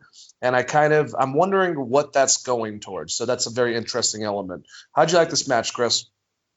It seems like a heel turn. That's what I'm saying. What it's going. I mean, that's what it seems like. It could be wrong, but it definitely feels like he is turning heel. Especially with not caring about Brandy getting hurt last week. If you remember that. Didn't give a shit. He really didn't give a shit. He just kind of kept wrestling, which is like the anti-Sting. Yeah, like that's the anti-Sting thing to do. Sting would have like carried her to the back, Macho Man or Hulk Hogan, Miss Elizabeth style kind of shit. So it is interesting that maybe he is so lost after not losing the ability to ever face the title, get the title again, that he's gonna turn. Which, I mean, Cody is a great heel. I just thought that he was like the best babyface in the world, like a month ago. So to me, it's a little too soon, but who the hell knows? I mean, I guess he's got to go against the Murder Hawk. So we'll see. Do you think that's confidence? I was going to say, do you think that's confidence in Cody to think that if he becomes heel, he can make some of these baby faces that he's already started developing, like a Darby Allin, get to that level where he was as a baby face? Or is that kind of cocky or arrogance, if you will, from him? Because I think he's going to lose to Murder Hawk, which is what you were just about to say. And that's going to descend him even more so into this. Yeah, I mean, if maybe the Murder Hawk is the reason he has to turn on that different level and become a person that he's not, right? I would say if that's the case, that Adam Page is your biggest babyface. You got to figure out a way to bring it back. It's a very good point. But yeah, because I mean, outside of Darby, well, I guess technically Darby would be their biggest babyface, but I don't think they're ready to pull the trigger on that yet. With Adam Page, you could at least bring him back to take on the entire Elite. But I feel like you need to turn them all heel. And I've been saying this for a while. Like, the Elite itself should be a heel faction. I think the worry is that they will overshadow the Inner Circle if you put all those guys together. But like in particular, I've been saying for a long time, Kenny Omega should be heel. The Young Bucks should be heel. Not necessarily Cody, but Kenny Omega and the Young Bucks should have been heel, in my opinion, after that Adam Page match. which I talked about there. That should have been the turn, just because Adam Page has gotten so over as a babyface. But yeah, the match itself was really good. I agree with you. I think Joey Janela is in better shape than he was a few months ago. So maybe he's working on that. Who knows? I thought the match itself was, like I said, was really, really good. The thing about Joey Janela is he almost wins every match. So he does do a good job of at least getting his shit in and looking good, even if he's going to lose. Like, no one expected him to win against Cody, I guess. Yeah. Or win against Jon Moxley, but he always somehow makes the story like he was that close. And maybe that's what they're doing with that character. And we'll see. I like Joey Janela. I'm on the same. Too much from Mick, facial expression wise.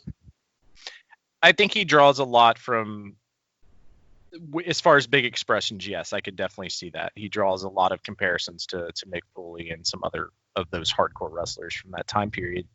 I would just keep in mind that he's used to working in like CZW against like John Zandig and shit in front of 100 people versus like what he's working in front of now. Maybe there's a little bit of a learning curve. But as far as in the ring and stuff, like he seems super solid. Yeah, I agree with you. I do. I think that he is good in ring, which is something that's kind of deceiving by his overall look. But, you know, you shouldn't judge a book by its cover. I would like, and I think that the concept of Kenny and the Young Bucks going heel is something that we'd like to see. But I think that exactly what you said, trying to make all of the elite heel is going to be kind of productive. I guess you could try to get the Inner Circle as baby faces because people like them, but I don't think that would work too. I think they're good as heels. It's just like that's a lot of heel teams. But if you take Cody, say, like maybe, all right, he loses, and then they have a match in the future on a Dynamite where the winner gets a title shot against the Murder Hawk, and it's him and Darby again, and Darby finally gets that fucking win against Cody. He's celebrating. And then Cody goes from, you know, like nice baby face to nailing him in the back of the head. And maybe you have like the Revival run out and they all just stomp the shit out of him. And then that's kind of, you know, or Zack Ryder comes out as a heel, which you think that he's going to save him. Oh my God, Zack Ryder's here. And then he's with Cody, and maybe take Cody out of the Elite and put in another element itself if you're going to change him heel, because I don't think as of right now they can turn Kenny or the Bucks, which I would have thought the exact opposite a couple weeks ago. But now I think Cody actually could be the one to go heel out of the four of them. And then you said Adam Page too. That's another person. I think Adam Page is still just gonna stay babyface just because he's so over. But if you need an additional heel or an additional babyface, I should say, not additional heel. If you need an additional babyface, there's always time for the Inner Circle to turn on Chris Jericho. And then you can have babyface Chris Jericho, because Chris Jericho is so beloved and is so good at what he does. He'll be able to change that character into a babyface character. Yep, and who knows? Maybe he'll become broken. Yes. We forgot about Matt Hardy. That's another player in the game. In the game. Yeah, well, he needs to get some wins, and quickly. All right, so Tony Schiavone interviewed Nyla Rose, who yelled at him about how she's the most dominant force in AEW women's division and always will be. And she had a pretty short match against Kenzie Page. Rose pinned Page after gratuitous, like I think it was like 4 power bombs. She was playing off the heels in the audience, which, you know, normally I think that would be stupid if like the audience was like, again, but she was obviously playing off of them. So I thought it was pretty domineering. I will say, I think Nyla gets better in the ring a lot. And I also, more than anything, her as a heel on the mic, I think she's very efficient, Chris. I think she's aggressive, she's scary, and she seems to be comfortable. I agree with that. And I actually like the promo in the match itself. And there was specifically shout out to Kenzie Page, who took this one bump. She took like a power bomb and then rolled into a somersault for one of them to set up the next power bomb. That shit was awesome. So good for you. I know you were just there to get demolished, but like you at least did a really cool bump. Yeah, and she was trained by Pritchard and Glenn Jacobs, which is pretty cool. Tom Pritchard and Glenn Jacobs from their new school, so they sent her to get sacrificed, but really to get airtime. So that's kind of cool that they're working with them. And she was good at taking all the bumps she was given. Yeah, I love the fact. I mean, she took like 4 power bombs in a row, which is fucking brutal. But I think it was the second one. She like took it and it kind of made it. She like made it look like it was her neck, and then rolled over into a somersault and was kind of hunched over trying to get up, and then called another one. That looks really fucking good. I have high hopes for Kenzie Page after the bumps that she took in this match. Let's say that. And Nia, yes, looks like a dominant force. And they focused on Britt Baker, so I'm assuming that's maybe what's happening next is Britt versus Nyla.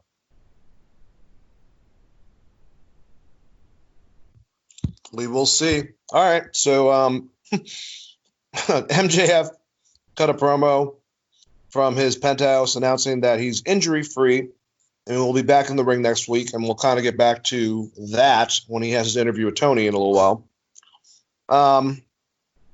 And then after that, Sean Spears cut a backstage promo blaming Cody for how badly Lance Archer hurt Dustin Rhodes, arguing that Cody should have thrown in the towel and that he didn't because he was selfish. And then Spears, like I said, and MJF were at ringside with Tony Schiavone, putting each other over. Schiavone revealed to MJF at the end of it, after he berated him with a bunch of insults, that MJF is facing Jungle Boy at Double or Nothing, to MJF's dismay. I like what Sean Spears had to say in his promo. I thought it was actually believable. I think it made a lot of sense. I don't know if I need him being the one saying it. I'm sorry. I mean, what, another match with Cody on Dynamite? It's not going to really help him out at all. Keep on looking for your tag partner. And MJF, I'm just going to be like a matter of fact about that. And then MJF, I like that he's going to have a match against Jungle Boy. I miss Jungle Boy, so they'll have a great match. Yeah, that's about it. How'd you feel?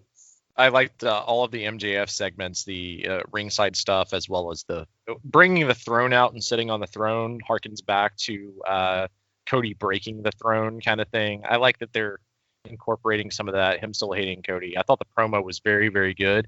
And I also like, while he put Sean Spears over, he basically forgot who he was like midway through the promo. I can't remember if he said his name wrong or he was like, and I'm the best of all time. And there's no one even close. And he was like, except for maybe you. It was like something really dickish, which I really appreciated because he knows the other guy's a heel too, but like he kind of buried him and then was like, oh no, never mind. I'm not talking about you. It was good. It's good shit. Oh, I remember the details of his interview or when he was on the throne and everything. I like how he's like, he's not as good as Piper. He's not as good as The Rock. He's not as good as Flair. And he basically says, that's because I'm MJF. Like he's trying to get away from that. Like obviously those guys influenced him immensely, but he's not those guys. He's going to be the next one that you talk about. And I love the cocky and the arrogance of him. And it makes you believe that he isn't just an imitation or someone just taking a lot from other older wrestlers. He's his own villain, you know? I like that a lot. Yeah, I think he's been really great on the mic, and I'm excited to see him wrestle again. It's been a while. That'll be a fun match against the Jungle Boy. I'm assuming there'll be some Wardlow fuckery. Absolutely. But then we could get some Wardlow going against Luchasaurus during it too. Yeah, and I think the thing about Wardlow is they gave us that very awesome match with him where he just demolished that fucking guy. Was it Pineapple Pete he demolished? I'm trying to remember. No, but like Pineapple. Never mind. We'll get to that later. What did you say? He demolished like 2 people 2 weeks in a row, and then he wasn't on the show. I was hoping that he could have another match, maybe the Janela should have went against Wardlow, because I don't think Cody necessarily needed it, but give him like an actual opponent that's not QT Marshall or a squash match, because he looks really good in that Cody match, and I would like to see more of Wardlow as a character for the eventual babyface turn of Wardlow against MJF. MJF's never gonna. I don't see MJF ever being a babyface, so I'm just assuming that Wardlow will just get tired of his shit. Hell no. All right, so I really like the next match. We had Jon Moxley going against Frankie Kazarian. Weird that Frankie has hair now, but we're gonna say. It's super weird that he has hair now, especially after watching old TNA where he had like the longest, lusciousest hair of all time, like 2002, 2003. Yeah, dude. When he looked like Billy Ray Cyrus. Pretty much. Back in those X Division days. Dude, I've seen Frankie in a lot of wrestling. This really impressed me. He is a really fucking good wrestler, and I think he made Jon Moxley, who is also pretty good at grappling, he brought that out of him as well. I thought the guys had a really good match. I know a lot of people were like, why the hell are you having Jon Moxley, have long matches with people? He should be like cutting through them, but I just don't think that that's the style that Jon Moxley personally wants to go about. I think that he wants to have good matches, and Frankie's a very suitable opponent, past champion, in multiple different companies and stuff like that.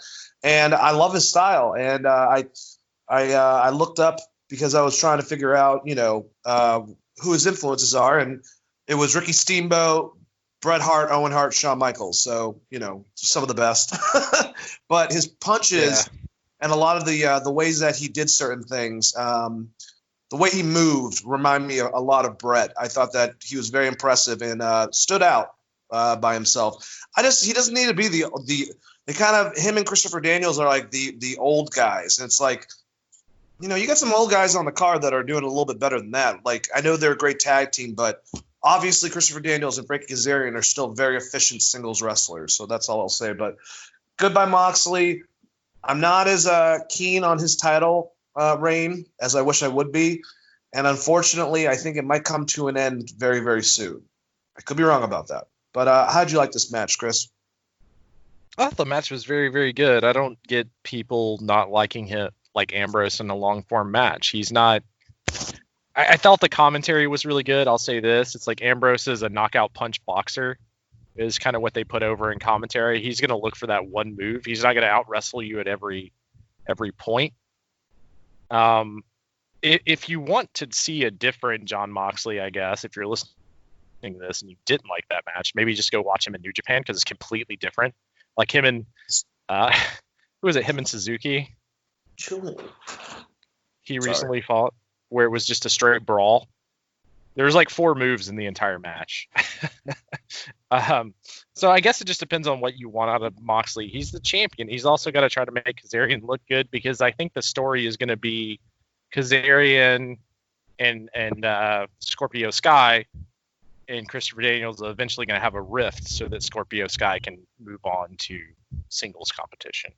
And they even kind of told that story in the commentary. Yeah, makes sense.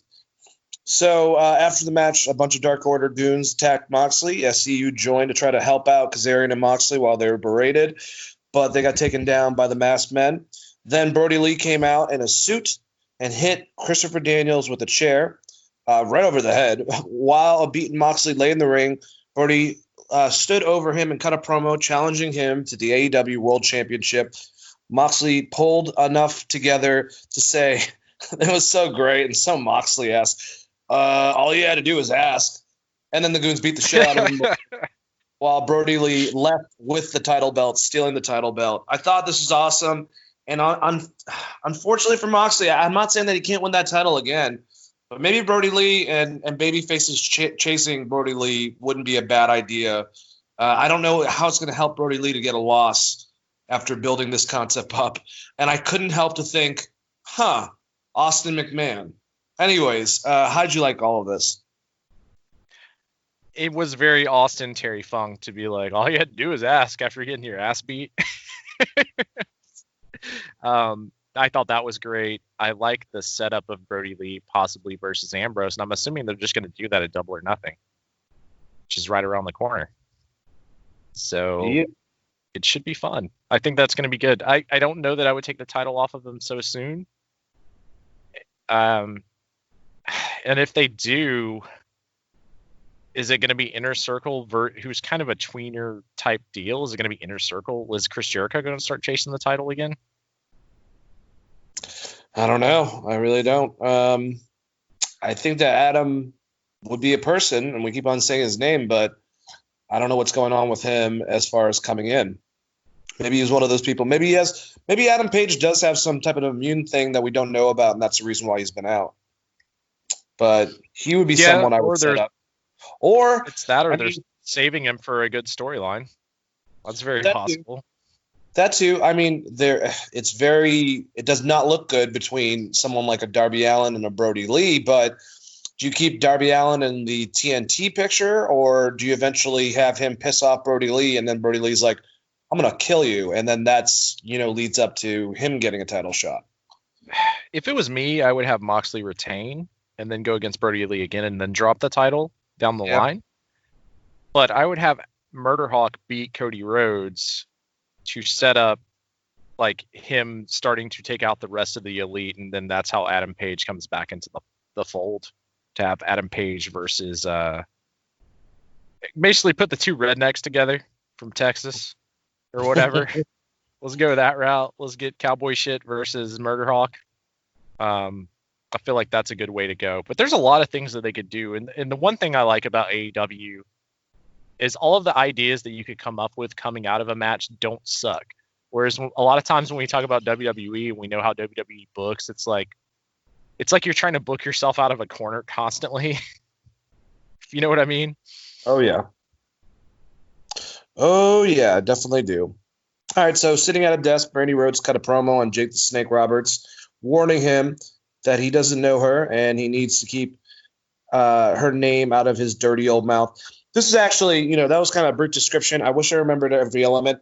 Brandy's really good when it comes to promos. I will give you that. I like this side of her, which is kind of showing her more, not heelish, but it definitely wasn't a babyface promo, and she basically kind of threatened him. Now, it wouldn't really work out in her favor, and here comes the, I guess, the most controversial thing that happened on Wednesday night with Lance Archer, with Jake Roberts, with mask on in the audience, going against QT Marshall with Brandy Rhodes, I should say.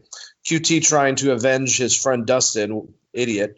During the match, Dr. Britt Baker hit QT Marshall with her shoe. So Brandy grabbed the shoe and threw it out into the stands. But really, I mean, this was Archer just demolishing Marshall and got the EBD claw after his reverse outsider's edge. Inverted. I forgot what he calls it. And then pinned him. After the match, Britt attacked Brandy at ringside, knocking her out with a DDT. Nice little, also good DDT by Britt Baker.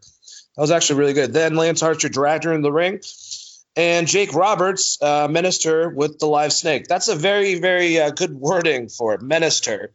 Well, actually, I mean, he just basically took the snake and pulled out his mask, which is probably not the best idea, but, that's fine, and kind of made it. It just got a little bit too much after a while. Even the commentary was like, all right, Jake, we get it. Yeah, Jake started Prince fake humping her like she was a stage. Yeah, a little bit. It got a bit weird. And then also that was the most lethargic snake ever. They must have had it in like a fridge or something. Because that snake would just didn't move. He put it on her and it just chilled. It was like, hey, what's up? Hey, you're pretty cozy, Brandy. Do you mind if I just hang out here? All right. The snake was not very menacing, and it was not a very large. It was not like what's his old snake's name? Damien. It was definitely not a Damien level of snake or Macho Man Cobra present type Jake the Snake assault. All right. So the question is, do you think he cleared this with Brady beforehand, or do you think he got too into it? I think he cleared it beforehand. I hope so. He got fucking heat. Yeah. If that was the idea, he's definitely gotten fucking heat this week. So, I mean, it's not like it was overly. We had that kissing thing with Dustin recently, and that was to me way more than like the kind of push-up position over top of someone talking shit to them. And I think they want to play off that he is a dirty old man, and that's why she said that in her with the dirty old mouth comment. So maybe they're playing into that a bit. But you know what? I could be wrong. I would just think that if I was wrong, then Brandy Rhodes probably would have said something about it on Twitter, and there would be more backlash within the company to Jake the Snake Roberts than there actually has been. So I'm assuming that it's played towards that. I mean, Jake the Snake is a fucking real heel. He's going to do real heel shit. So, simulating a potential rape in the middle of the ring is something that Jake the Snake would do as a heel and get heat for.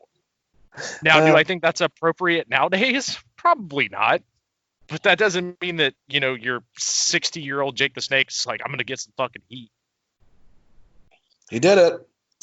That's what I'll definitely say. And I do keep on enjoying his addition to Lance Archer. Now, that will be the second question. Even if the Murder Hawk gets a championship, we talked about this not too long ago. Is this becoming Jake the Snake with Lance Archer in his championship? Or is this Lance Archer with Jake as his what's this really about? It seems like there's a lot highlighted on Jake, and Lance is kind of in the background for a lot of it.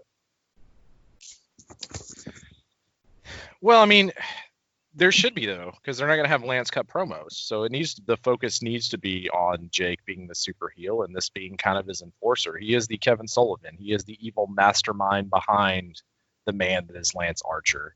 I think they should shoot some more of those Lance Archer House of a Thousand Corpses promo videos when they're able to. But they need to tell us why Lance Archer is so loyal to Jake the Snake. I think we're at that point now, right? And as long as they get that over, I think Lance Archer is going to be fine. Also, Lance Archer's like Last of the Mohican red haircut thing makes him look like a destroyer. So scary. All right. Well, backstage we had Taz attempting to interview Darby Allin after his loss last week, giving Darby kind of heelish, very similar to MVP, I would say, but pointers saying that he could help him out with his style if he ever needed it in the future. But Darby just looked at him, gave him an eat shit look, refused to talk, and pushed the mic away and left. Can I just say that even something small like this, I love Darby Allin, Chris. He just comes off like such a fucking badass. I mean, he is basically doing the thing that you were talking about earlier as Sting. Yeah. He doesn't talk. He hasn't talked in months because of the larynx thing with the little signs. And then he just no-sold this interview. So maybe that is more of what they're going with his character. And the only thing I would say that finish sucked, but at least they're trying to build a story around it. Yep. All right, and then we get to the craziness. Chris Jericho and Sammy Guevara going against Kenny Omega and Matt Hardy in a tag team street fight around the whole entire Bailey Center and the arena in Jacksonville for the most part. Just Matt Hardy switched personas 3 times. He came out as Broken Matt Hardy.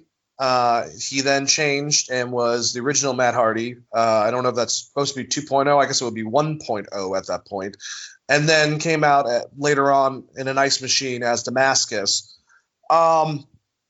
Just brilliant fucking shit, man, around Daly's place. I'm trying to think of all the stuff. The biggest thing, obviously, that happened is when they're in the golf cart and Chris Jericho does the bump where he basically slides his arm, across the window and then kind of makes himself roll off of it like it's nothing.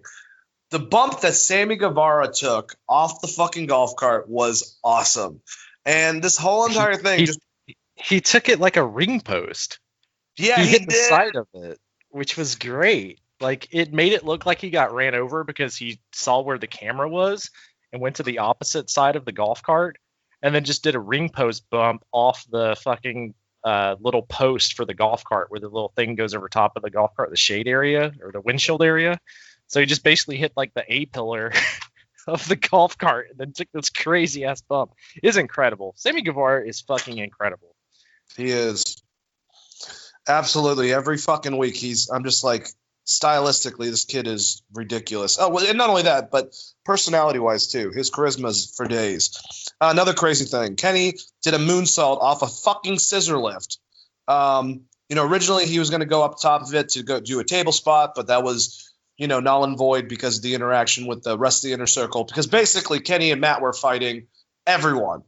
They were fighting Jack Hager. They eventually had to fight LAX off of them. And they were fighting Sammy, obviously, and Chris. But he just did a backflip off the thing and just was so precise. Kenny's athletic as hell, man. There's no doubt about that. Fucking Kenny Omega. But it would end with Chris Jericho powerbombing Omega on top of the golf cart. Then Jack Hager came, choked him out before he picked him up and let Jericho hit him with the Judas effect and pin him. And at the end of it, all of them posed in front of with the opening of Jacksonville Stadium. And on the fucking monitor, it said the inner circle. Great touch. Great match. Must have been a blast. I'm assuming they had to do a couple different takes, unless they did that all in one take.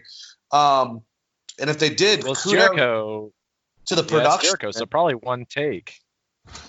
Kudos to the production team if they were able to pull that off completely live, man. That was fucking ridiculous. How did you like that match, though, Chris? I mean, because it's Jericho and Matt Hardy, I assume they did one take. Honestly, just because they've said on multiple things that they like the little bit of the bubbly thing. He hated doing the multiple takes. He thinks then it comes off kind of forced and recorded. So I'm assuming it was one take. I like the match a lot. I thought it was great. I love the involvement of the Inner Circle. I liked the ending. I love the Sammy Guevara bomb. The Kenny Omega moonsault was perfect. It's just he wiped out Matt Hardy harder than anyone else. He's like, I guess I trust Matt to catch me. So he just jumped directly at Matt. Matt's like, fuck. I feel like if you go back and watch it, Matt Hardy's in the center of that, and he catches like all of Omega. And everybody else is like, whoa. It was pretty cool. I like the raising of the scissor lift, and I wonder if because they did do it in one take, that's the reason they didn't do the table spot, because the table seemed set too close to the scissor lift. If you go back and watch it, the table seemed a little too close to do a move there. It would have been very impressive if he didn't just wipe out on the floor and hit that, because he would have just had to jump straight up and then turn, and there was no like lift for him to, usually you want to set the tables like 3 to 5 feet away so you have a little bit of room for mistakes, but they were like directly against the scissor lift essentially. Unless you're fucking crazy Jeff Hardy trying to do a fucking swanton, then it's like, hey, whatever, put it right next to the goddamn. Yeah, well, Kenny Omega's not Jeff Hardy. Yeah. He does some crazy shit, but he's also not trying to kill us all. He's not fearless like that. Jeff Hardy is the charismatic enigma, I've heard. He's a charismatic enigma. He's got a family, damn it. This was a great show. This show was fucking well worth watching, and if you haven't watched it already, fans listening to this show, you should definitely go watch it. It's a lot of fun. All right, well, as we transition to NXT, we'll go over the ratings real quick between the two shows. Brian Alvarez reported that AEW Dynamite averaged 732,000 viewers, while WWE NXT brought in 663,000. Both of those shows are up. TNT's was ranked number 12 on the top 150, while USA was 33. And I wish I could find the stat, Chris, but I'm almost positive that in the demographic, both of them did better on the 18 to, I think it's 18 to, is it 42? I don't remember. 49, 18 to 49. Well, yeah, there's like two different metrics. There's like 18 to 23, and then there's the big metric, which is like 18 to middle age, which is like 40 or something. Yeah, so 18 to 49, they both beat Monday Night Raw for that demographic. I mean, not surprising. They were much better. They were much better shows. Yeah, just them growing, I think, is the only thing that really matters. NXT, I guess, will get like a couple wins once in a while, maybe, but I just like that both these shows, they have. Well, Jim Cornette said the best. Raw and SmackDown don't have a cult following anymore. He goes AEW, NXT, and yeah, he has problems. This is Jim Cornette, and like I said, you can say what you want about Corny, and I completely understand if you don't like him. But when it comes to watching wrestling, he doesn't like a lot of new stuff. He puts over a lot of stuff in AEW. The stuff that he doesn't like, he's never going to like, but that's fine. And NXT, he likes it a lot too. But he says that NXT and AEW both have diehard audiences built into them, and it seems like WWE with Raw and SmackDown just kind of, they hope that the popularity of the built shows will get them somewhere, and they've kind of lost their niche audience, their diehards. Do you kind of agree with that? Because I think he's right on that. I agree with him, but I think it's a lot because of like not having Roman Reigns and Brock Lesnar. I think they push the needle way more than people think, and there's a reason why Vince brings Brock back, brings Goldberg back. It's because they move the needle on how some casual fans are going to watch the show, or even some, I would say, lapsed fans of wrestling. If there's something there that's a huge star that's very memorable, I think that does change the pace of the show quite a bit, which is why I tend not to be as hard on Brock Lesnar as other people. Obviously, with Roman being gone, I think that really affects SmackDown. They don't. Daniel Bryan's not the same level he is. They haven't done a good job of booking him, and they don't have, like, to me, SmackDown doesn't have a clear number one guy. No. Like, and Bray, because losing Goldberg, etc. I think he lost a lot of steam off of that, and you're starting to see it in the numbers, especially because there's just people are watching TV all day. You know, you're watching a lot of other good shit. Like if I was watching the Ozarks, for instance, SmackDown's about to come on, I'm probably just going to keep watching the Ozarks. Yeah. There's a lot of good shit other than wrestling to watch. And if you can't build a character or make someone feel a certain way about top talent, you're going to get this. But with AEW and NXT, you have diehard wrestling fans because those shows put on good wrestling matches. They're built around having wrestling matches. And with AEW specifically, you have the idea of, you know, Chris Jericho's there, John Moxley's there, Matt Hardy's there. You have these big names for those other types of fans. I will say the NXT experiment with Charlotte being able to move the meter has not worked the way they thought it was going to work. Same way of them bringing in other talent from the main roster.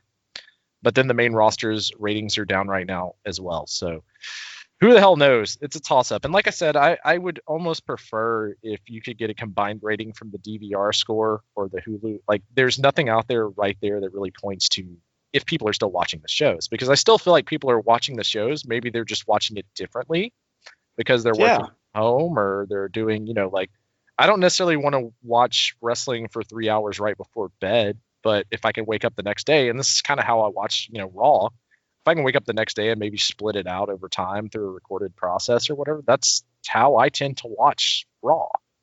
And I think with, you know, quarantine, like I said, so many other different streamings and so much other shit that people have going on in their life and working from home, maybe you're just like, I'll turn this on while I'm working kind of thing. So I would almost be more curious to see what the DVR numbers were for SmackDown and Raw. AEW, obviously, they've been known to get high, like, DVR / video stream because part of their stuff is on Fight numbers, but I'm assuming the NXT is the same thing because it comes up on the network the very next day. So it's just really, really hard to think. I'm assuming that both of those shows get 1 million viewers each week at least, just from people that tune in later or watch it on a different platform.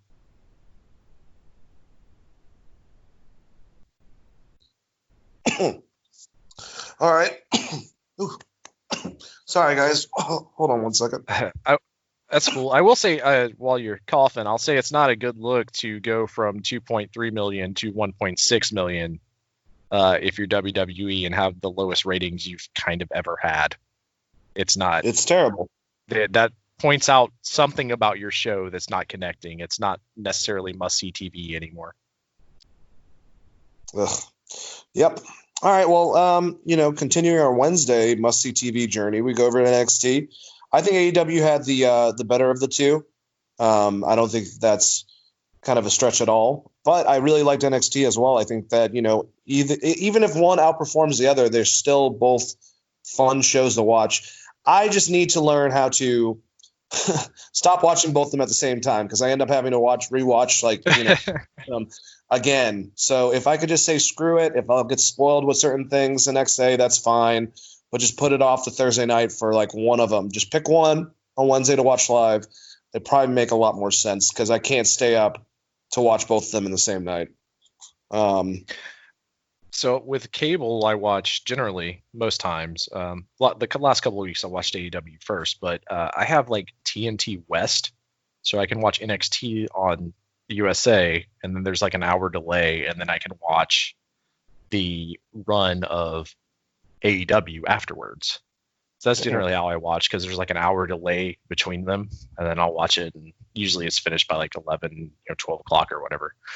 Just because I guess they air it later in the West Coast, which makes a lot of sense, especially with them not doing live right now, I guess.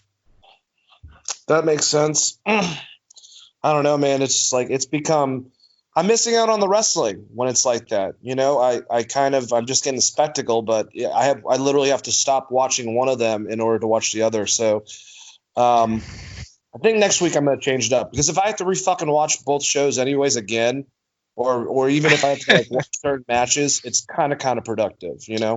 Even though I love both of them, don't get me wrong. Yeah, I would definitely try recording one of them and maybe watching NXT the next day when it posts. But I'm this is coming from the guy that used to channel switch during Monday Night Raw on WCW and then tape trade with friends the next day at school. Like if I watched all of WCW, I was like, hey, I recorded WCW. Do you want this? And I'll trade you for your Raw. Like that was my life growing up. So I totally get trying to watch both at the same time. But even then, I mean, that's part of how tape trading became a thing when like 10 million people are watching these shows. And you're like, oh, I got to choose one or the other, but I also want to see the other one. That's kind of what AEW and NXT is. You just got to pick one and kind of stick to it because the flipping back and forth thing, man, I tried it when the shows both first started, and it's almost impossible to me now as an adult to keep up with all of it. It's crazy, man. It's just like, it's too much. Well, all right. So the beginning, we had Johnny Gargano coming out with new music, new look, new attitude, going against Dominik Dijakovic. And Gargano's now a heel. I mean, we kind of saw this coming, a year before, and then they turned him babyface real quick. Shortly after that, it was during the time where they went to main roster. All of a sudden, Tommaso Ciampa and him were heels again, and they were working with Adam Cole, and they had that Super Bowl halftime where they're on the opposite side of Ricochet, Velveteen Dream, and Aleister Black. Wow, I actually remembered that. That's crazy. But now he's like obviously turning it up. He pinned Dijakovic with the one final beat after hurricanrunning him to an exposed turnbuckle. That was a cool spot, how he was working on it. He got caught. And I thought he fucked up when he couldn't get it off of it, but it came back to it. So Gargano, it says now for his thing, all heart, no soul. Okay. That's his new little catchphrase, I guess. Like I said, this is going to be an experiment, Chris. I really like Johnny Gargano as an in-ring wrestler. He's showing a different side. Is it working for you? Because I'm kind of hesitant. No, I think he's a terrible heel. And I don't like the new theme music. I thought the match itself was good. I like the Hurricane Rana spot, like you said, but that DDT thing's cool. I will say that. I'm not a huge fan of Gargano as a heel in general. He just doesn't come off like a heel at all. It's kind of like Jeff Hardy. It's like a guy that just you don't see as a heel. It's just very hard to believe. You built him as this like prototypical babyface, like the essential white meat babyface. It's very hard to see him as a heel. And the all heart no soul thing, I think, is a little bit of a play of the Black Heart. Yeah. But it doesn't make as much sense as the Black Heart. Like Black Heart meaning you don't care about anyone. You have a heart of darkness. You have the little Grinch heart, which right now I guess Ciampa's grew 3 times for Christmas or whatever. All right, so Imperium. Marcel Bartel and Fabian Eichner cut a promo challenging the NXT Tag Team Champions, and we will get that picked back up a little bit later. God damn it, I swear to God, Matt Riddle. Matt Riddle being Matt Riddle. Turning on a little bit of the intensity, but it's just such a weird pair. It's even more so with Pete Dunne, because we got to know Pete Dunne for a while. You know, this is kind of our first introduction to Timothy Thatcher. And, you know, he's going back with them, doing that whole entire shtick and being very angry. But, you know, Timothy Thatcher looks scary as shit, man. Like I said, he's got like the face, like the snaggletooth, kind of Benoit, but he's like 6'3", so he's actually a pretty stocky gentleman, and he just looks intimidating. I don't know if the substitute is working. I hope what you've been saying, Chris, is going to come into fruition, where he just gets kind of like, I'm not Pete Dunne, and just knocks out Matt Riddle, maybe hurts him, takes him out for a little while, and then Pete Dunne comes back, and we see that awesome clash. I do hope that's what's going to happen, but it is still pretty charming, pretty comical. I like it. They accepted the challenge, so we're going to be seeing Imperium versus Matt Riddle and Timothy Thatcher. How'd you like both these promos? I thought they were great. Love Imperium. I love what they're doing with the entire group. I think it was awesome. And then Matt Riddle, he's just such a good promo at playing this character. He really is just really fucking good at it. And I think Thatcher is fitting well. I do still lean towards the fact that Thatcher is eventually going to turn on and maybe, for whatever reason, hurt Riddle. And then you're going to get this is your babyface chance to turn Pete Dunne as a babyface to come save his broken partner, right? Like the guy that Pete Dunne basically acts like he didn't care about, he actually did. The stoic Pete Dunne. He's like, that was my bro. Like, that's the only promo you need him to do is like, I can't believe he would do that to my bro, and then go after Timothy Thatcher, and then like you have a feud there, and then I think that's a fun way to do things. And Matt Riddle is just week after week is fucking incredible on NXT. I agree. All right, so we had our interim NXT Cruiserweight Championship tournament match. Akira Tozawa going against Jack Gallagher. And Akira, dude, I think they've been using Akira on the main product of Raw and on this a lot more often. He's gotten, I want to say it's 2-1. But, I mean, the reason why it's weird is because Jack Gallagher, this is his third loss, I believe, within the tournament, if it's not his second. Still, but Akira looked awesome in this match. He is a lot of fun. I remember when he first showed up and he had his blonde hair and he was just doing a belly to back bridge suplex as his finisher. Like that was it. Really, really enjoy him. And just pretty good match. I mean, all the NXT ones have been good. I hope when we get down to the gritty, these are really fucking well thought out matches. But good so far. How'd you like it? So is Akira eliminated? Because I think this was like his elimination match, right? No, he wasn't eliminated. He beat Jack Gallagher. Okay, so but points wise, is he out of the race? Because this is like a New Japan point tournament. Yeah, I was confused. I was assuming that each person has to go against each person, and then whoever has the best from these two blocks, that's how they're gonna have their winner. But I don't know if you lose at certain times. Like right now with Gallagher, is he done if he has 3 losses? Because he can't come back. Well, I think it's just the layout of the tournament. If you have 3 losses, you're not going to have the points to get there if there's other people in your block with 2 losses, basically. From what I recall, because you're running out of time. The end of the tournament's 2 weeks away? Mm-hmm. So, like, you could tie with someone, but I don't think WWE is going to do any kind of tie point situation. I actually don't know. It's weird, and it's they don't do a good job of covering it, like the G1, as far as like who has what points where. There's not a good statistical breakdown before each match, even with the commentary. At least in my opinion, if you're trying, because to me that's what they're doing. They're doing a Super Juniors or a G1 type tournament. They're not giving us enough detail to know, like, this person needs to win his next 3 matches, for instance, to make it to the finals or to even have a shot. Like, if you're going to do something that's statistical, you got to make sure that you're putting that over in commentary. And outside of Mauro Ranallo just yelling shit, I have no idea what's going on. Yeah, I've got to admit, I think that I've noticed this even more. Not saying it, obviously, Nigel is a very great force when it comes to announcing, but seeing Todd Phillips struggle to get anything in, he's used to being a fucking lead commentary, and I've always liked Todd Phillips since I saw him in NXT when I first started watching wrestling again. I think he's fine, but you can tell that Mauro Ranallo. I'm surprised Beth is able to say shit the whole entire goddamn time, basically.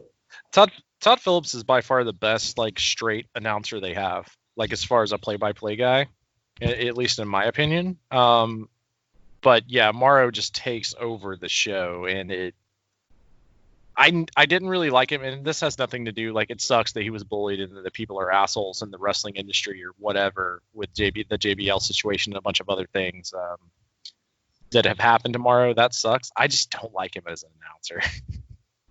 Like, I just don't.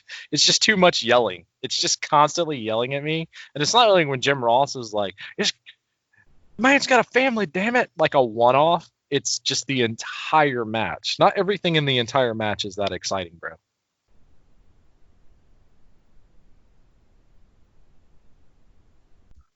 Yeah, I'm kind of getting to that point as well. All right, so we had our next match, Chelsea Green going against Xia Li, with interference from Aaliyah, distracting Lee, allowing Green to hit the I'm Prettier. And Robert Stone afterwards shook hands with Aaliyah. So maybe that's the direction they're going. How'd you like this? We need more Robert Stone. We need more Robert Stone promos. But yes, I like the direction of maybe him coming up with a little bit of a faction. I think that's a fun thing that they could definitely do there. It was nice to see Chelsea get a win. People berated her really hard on Twitter afterwards, and she was very positive about it. Like, I guess you guys just don't like me. That's fine. But yeah, Why? like Chelsea What Green is. I guess people just don't like her. Like, I don't know. I thought Chelsea Green was pretty good in Impact, so I would say let it flesh out. Dude, Laurel Van Ness, the crazy ex-bride, was fucking so creative and awesome, and she did a great job with it. And who was the little love story that they had with Laurel, where she was basically stalking him? Greedo? It was a Greedo. Greedo. Yeah. Mr. British Dusty Rhodes, or whatever the hell impression he's doing. Yeah, it was great. Like, she's good. Give her a chance. She's not bad in the ring either. I think that there was just apparently just a lot of hate of her getting a win for some reason, which seemed very odd to me because she hasn't. I mean, outside of like just going into a battle royal and losing and stuff, like she's not really. This is like kind of the first full match of hers I remember, and probably her first legitimate win. I guess I don't get the hate for Chelsea Green, and also I want Robbie E to become a great heel manager, and if he's running an all women's faction, that could be really, really fun. I think so too. All right, so Velveteen cut a promo on Adam Page about the upcoming NXT Championship match, and heel promo, or not heel promo, dream promo is what I meant to say. I thought it was a good promo. It's stuff that he has been saying, but it sucks because Chris, he's not going to be able to back it up. You know what I'm saying? We all know what happens at the end of this show. I guess I'll just ask you right now. We'll talk about what happens. We know that he loses Adam Cole. Where the fuck does Velveteen Dream go after this? And this obviously wasn't influenced, I don't think, by anything from the online stuff because it was shot before that. So he was going to lose anyways, and now that shit happens. Well, I mean, he came out and had like 3 or 4 really shitty appearances that were taped. So maybe Triple H is like, we got to get this guy back to where he was, and not necessarily against one of our top guys. And I like Velveteen Dream a lot, but if you look back at the past bunch of appearances, he has not looked like the same Velveteen Dream.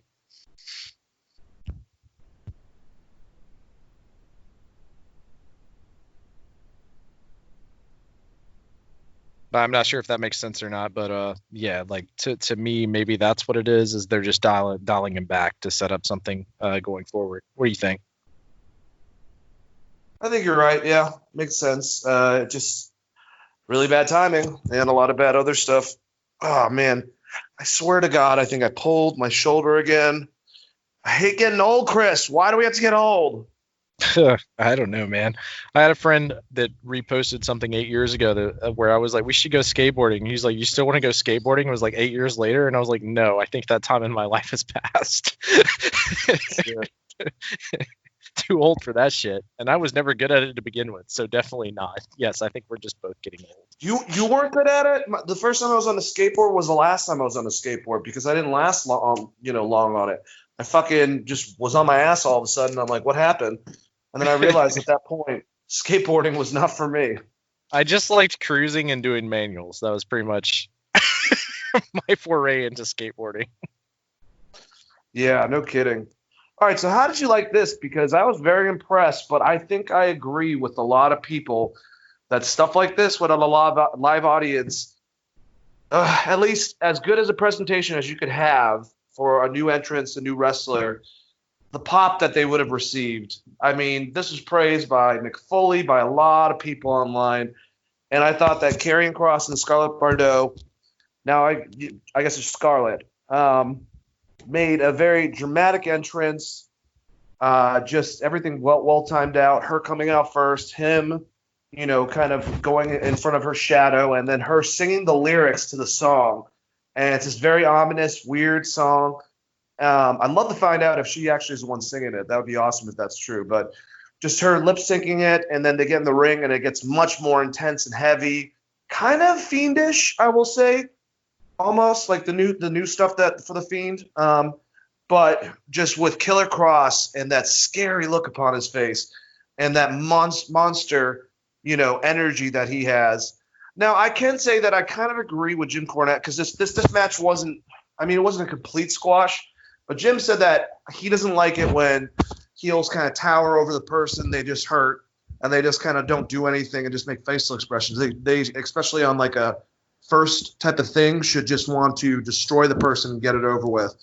But still thought it was really good. I will say that even though I think Karrion Kross is really great with facial expressions, sometimes they can come off like kind of like Vince Vaughn or some shit, like kind of a little bit too comedic, like a little bit too fake, a little bit too over the top. But a lot of times I'm getting what scared me about Psycho Sid is what I see in his face. Now, my worries is that Scarlett might become the star of the two of them, honestly, just from the presentation they gave us. I don't think I think that they'll do fine, but that would be my number one worry with Karrion Kross. How'd you like this? I think it's fine for Scarlett to become the face of this group, much like with what we were talking about with Jake the Snake earlier. I don't think that's necessarily a bad thing. It's just how you book the person, right? I really liked the segment. I think Kross is going to do great. It did come off a little fiendish, but that's just because WWE tries to build a lot of the same characters. I think that he's better in the ring than Bray Wyatt, and the character has a little bit more legs having a manager and doing this kind of stuff. I don't necessarily like him giving offense. I kind of agree with Jim Cornette. He should just have demolished this person and then continue to demolish them, with it being his kind of first in-ring appearance. But yeah, no, I liked it a lot, and it definitely did suffer by there not being a crowd there to some extent. I think the thing that suffers right now with introducing new characters is you don't know what the fan reaction is going to be. Like, what if the fans are just super behind this guy, but you're going to book him as a heel for the next 4 weeks? That's a good point. That's the hard thing to gauge as far as introducing new people right now is, if you introduce him and everyone's just super behind Killer Kross, then fucking make him a babyface, right? Like, you can have like an Undertaker babyface. It's possible. It's possible to do. Like, Aleister Black was technically supposed to be a heel until the fan reaction, and they're like, oh no, he's definitely a babyface in NXT. And it's really hard to judge without the crowd being there. I love it, and I will say that I think it was Jim Cornette who has brought it up about worrying about, make sure that they're both even keeled, not as far as being the face of the group, but like, it doesn't become about, he compared it to Mark Mero and Sable. Don't let it become like that type of situation. And what also she has going for her is she's actually an accomplished female wrestler. She's actually good in the ring.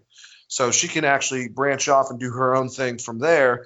But I actually would say that maybe it's more in the style of a Macho Man Liz thing, where they both can be primetime players, excel each other, and that's more, that they both become, bigger from this. Yeah, and I mean, Kross has been in the business and on camera a long time. Like, he was an Impact for forever. He's really great. So I'm assuming there's a lot more. Camera. Yeah, and there's a lot more they can do with him. This is just too early to tell. But I will say this. Sammy Guevara is a better singer than Scarlett. Hey, Sammy's got that beautiful voice, man. Sammy just yelling, I'm becoming is like the best. I love how that almost every time almost makes Chris Jericho pop. Like, it's hard for him to stay in character when Sammy starts singing his song next to him. It's like that's Sami Zayn's workout, or not Sami Zayn. It's like it's Guevara's workout song. I can totally see that.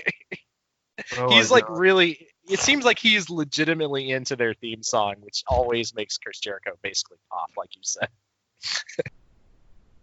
Yep. All right, so we have the NXT Women's Championship match. Io Shirai going against Charlotte Flair. And I guess now it's going to be, it looks like they're pinning it into a three-way type of concept for the title. They're going to keep Io in it, well, at least from what happens, because Charlotte wins by disqualification after Flair, after Rhea Ripley attacked her with a kendo stick. After the bell, Flair continued. Oh, no, that's what happened. I'm sorry, guys. My brain's not working. Flair, it looked like Flair actually just pulled a fucking something that her dad would do. Hit some. She doesn't want to lose her belt because she's getting smacked around or whatever, and then she hits Io Shirai with a kendo stick and just starts destroying her afterwards. Rhea Ripley stopped the attack and ran Flair off, and then Shirai basically said, "I didn't need your help." Well, I'm assuming that's what she yelled at Ripley in Japanese, and followed her backstairs while Ripley told her to shut up. I guess now during the commercial break, Shirai and Ripley had a pull-apart brawl backstage. So I guess these two ladies are going to fight each other and then have another one for Charlotte, or are they going to go three-way, Chris? Because it's not really fair to Io of what happened with Charlotte. She fucking, she was gonna, maybe she thought she was gonna lose, and then she took out the kendo stick to get out Io Shirai. But now you have Rhea back in the mix, wanting her title. How do you think they're gonna go about this? I don't actually have a clue. I think Io has to win because you need to move Charlotte. You have to move Charlotte back to the main roster only, unless they're just cool with her being on NXT. But you would think if they eventually they're going to start traveling again, and she's going to want to be on the road with Andrade, and that's why they kind of moved them to the same roster originally. So I think they've done a good job of building Io. I love Charlotte kind of channeling La Cheetah Steel, Ric Flair mode, Eddie Guerrero mode. I like this. I like the setup for it. But with Io, I feel like that she just has to get the title. It's her time, right? I hope it's her time. I would love to see her with the title. And then we had another interim NXT Cruiserweight Championship tournament match. Kushida going against Jake Atlas. Jake Atlas showing me a lot of this kid. I really liked him. He won his first match, and this is a good match as well. Kushida got the win with the armbar. Dude, Kushida's so good. He sets up fucking technical wrestling moves like an armbar in the air while doing an aerial maneuver. He's doing technical while he's doing aerial. Kushida's the fucking best. We need to get him on this podcast as an interview immediately. He's the fucking best. God, I would love that, man. How did you like this match? I really think Kushida's going to win his block, is what I'm assuming. I am thinking Kushida is going to win his block. I don't know what's going to come of it, but as far as the finals go, Kushida is just incredible. This is a great match. Probably, to me, it was the best match on the show. I don't know if everyone would agree with me on that. Maybe I'm just a huge Kushida mark, but this is my favorite match on the show, and I fucking love Kushida. All right. Finn Balor cut a promo about how whoever attacked him won't get a push you're expecting, but they will get a squash instead. Sometimes I don't like, and I think we both talked about this, putting too much direct wrestling talk into it. But I wish I had the breakdown of the whole entire promo. Finn's getting good on promos, man, as a heel. He's much better. If you want to watch him as Prince Devitt, he's a little more cocky as a rock and roller when he was the leader of the Bullet Club. But I just think that him on the mic is better as a heel. And now I think they're trying to make it so he's tweener-ish, but he's still using the aggression. And, whoever attacked him, they're going to get it. They're going to get it. And Cameron Grimes went against Denzel Dejournay and won with a cave-in. After the match, Grimes cut a promo and says he deserves more than what he has right now in NXT, and called out Finn Balor from what he said. Didn't expect Balor to enter the ring behind Grimes and confront him.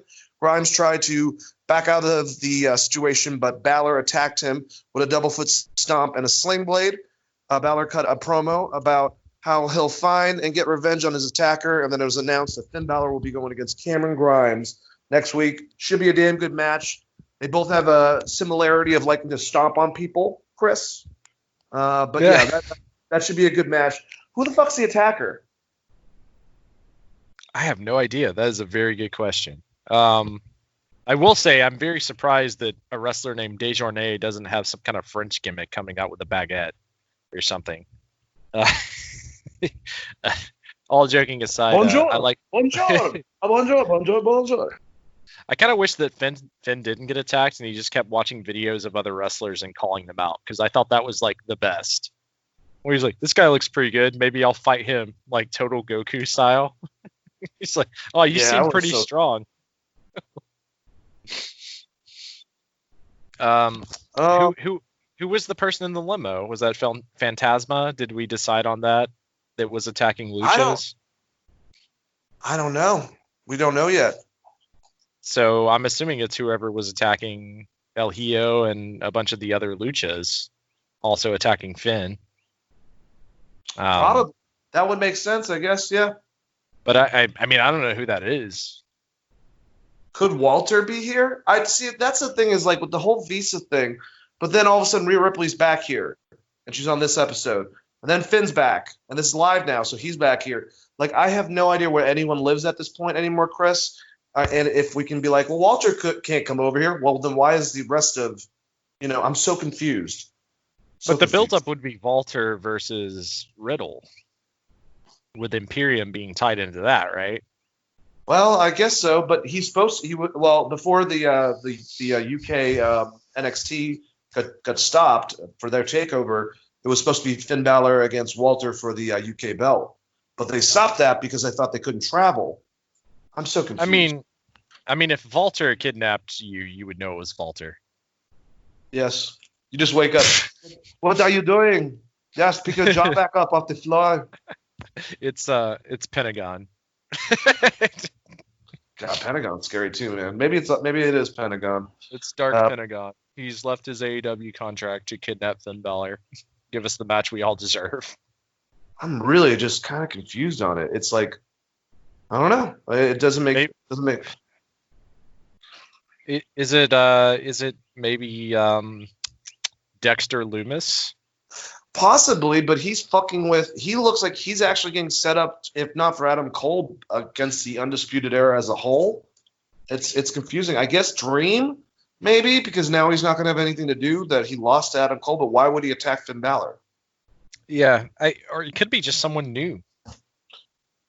That's enough. That's it. It's possible that there's someone. I mean, we know who's signed on the roster. Killer Cross? Maybe Killer Cross already did it, and that he's going to be going after him. I don't know. It's very interesting. Hey, do you agree with me that it's good that we can't figure out what the fuck's going on, and that we have a bunch of stories that are like that in NXT and AEW? Yeah, it's always good when there's a little bit of element of surprise to it.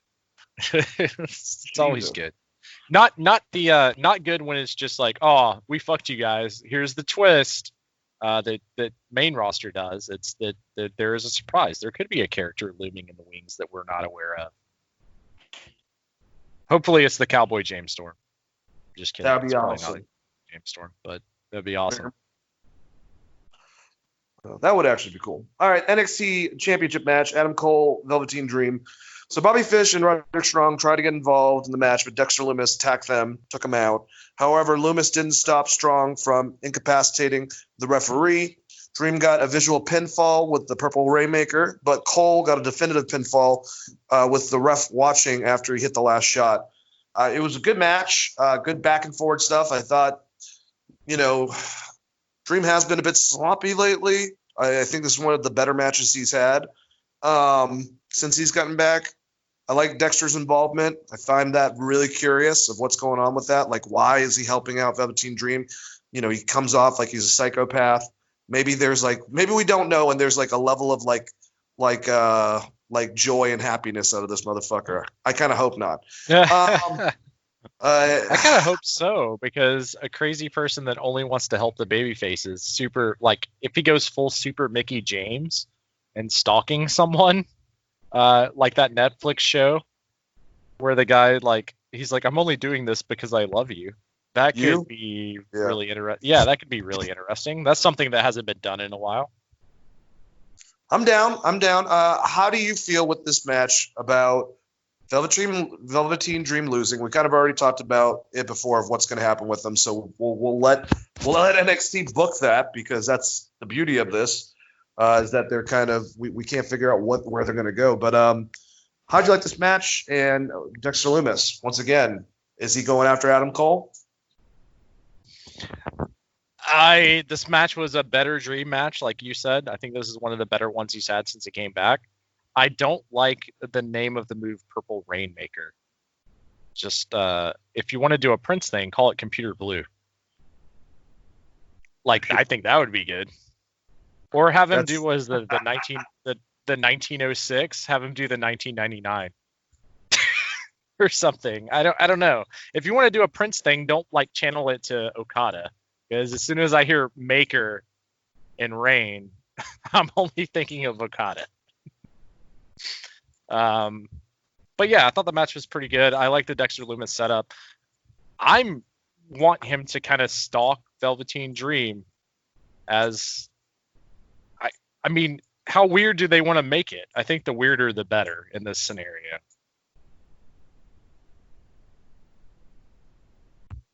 Yeah, I would say so too. Just kind of, since we have Killer Cross and we have Dexter Lumis, they're very different, but they could be considered a bit similar. Kind of have Cross, like Aleister Black did, go down that line of having a little bit of mystique to him, especially with the added element of whatchamacallit, Scarlet with him. You know, he is still the toll maker. He is Carrion. He's the Grim Reaper in Greek mythology that brings you your tolls after you give him, you know, the coins and brings you to hell. So have that element with him that differentiates him from Dexter, who's much more silent and precise, and maybe has extra elements that we don't know. I think that's a perfect way for two of those guys to kind of get to be different. You know what I'm saying? Yeah, I mean, like I said, I obviously you don't have to go full fall in love like the Trish, Mickey James storyline, but you could do an infatuation with Velveteen Dream and him just like interfering in Velveteen's matches to help Velveteen to the point where Velveteen's like, no, we have to fight. That would be kind of something neat they haven't done with two guys. How about elements of The Rock and The Rock and Mankind, where he's kind of nuts, but he's also wants to be his friend, and it's like, get the fuck away from me, you weirdo. You know, you're cramping my style. Works. Cena and R-Truth. Yeah. There you go. You could totally do something like that. I think that's, like I said, I mean, you could make it a weird infatuation, like you style. I think that would be interesting, and it's something different they haven't done. The big thing is, like, you can't just have him be the serial killer guy because you already have Killer Cross. I mean, Killer's right there in the name, which I think is part of the problem of him not just, like, killing the guy he fought, in my opinion. Well, that's why he's carrying Cross, because the WWE can't use the word killer. Stupid. Yeah. Killer Kowalski. He's fucking Killer Cross, so. Yeah, I'm going to call him Killer Cross from now on. I mean, yeah, that's his name. That's been his name for a while. It's his fucking name. I'm going to call him by his Christian name, Killer Cross. The name his mom gave him. That's how I am with Swerve. It's Shane Swerve Strickland. It's not whatever the hell they say now. With Shane. Isaiah Swerve? Is that what they call him? I just call him Isaiah Scott. Isaiah Swerve Scott. Yeah, we both just always call him Swerve, so I forget whatever his NXT gimmick name is. Oh, man, so we still have to talk about SmackDown. There's not a lot to cover, Chris, and then we can give up our predictions and get the hell out of here.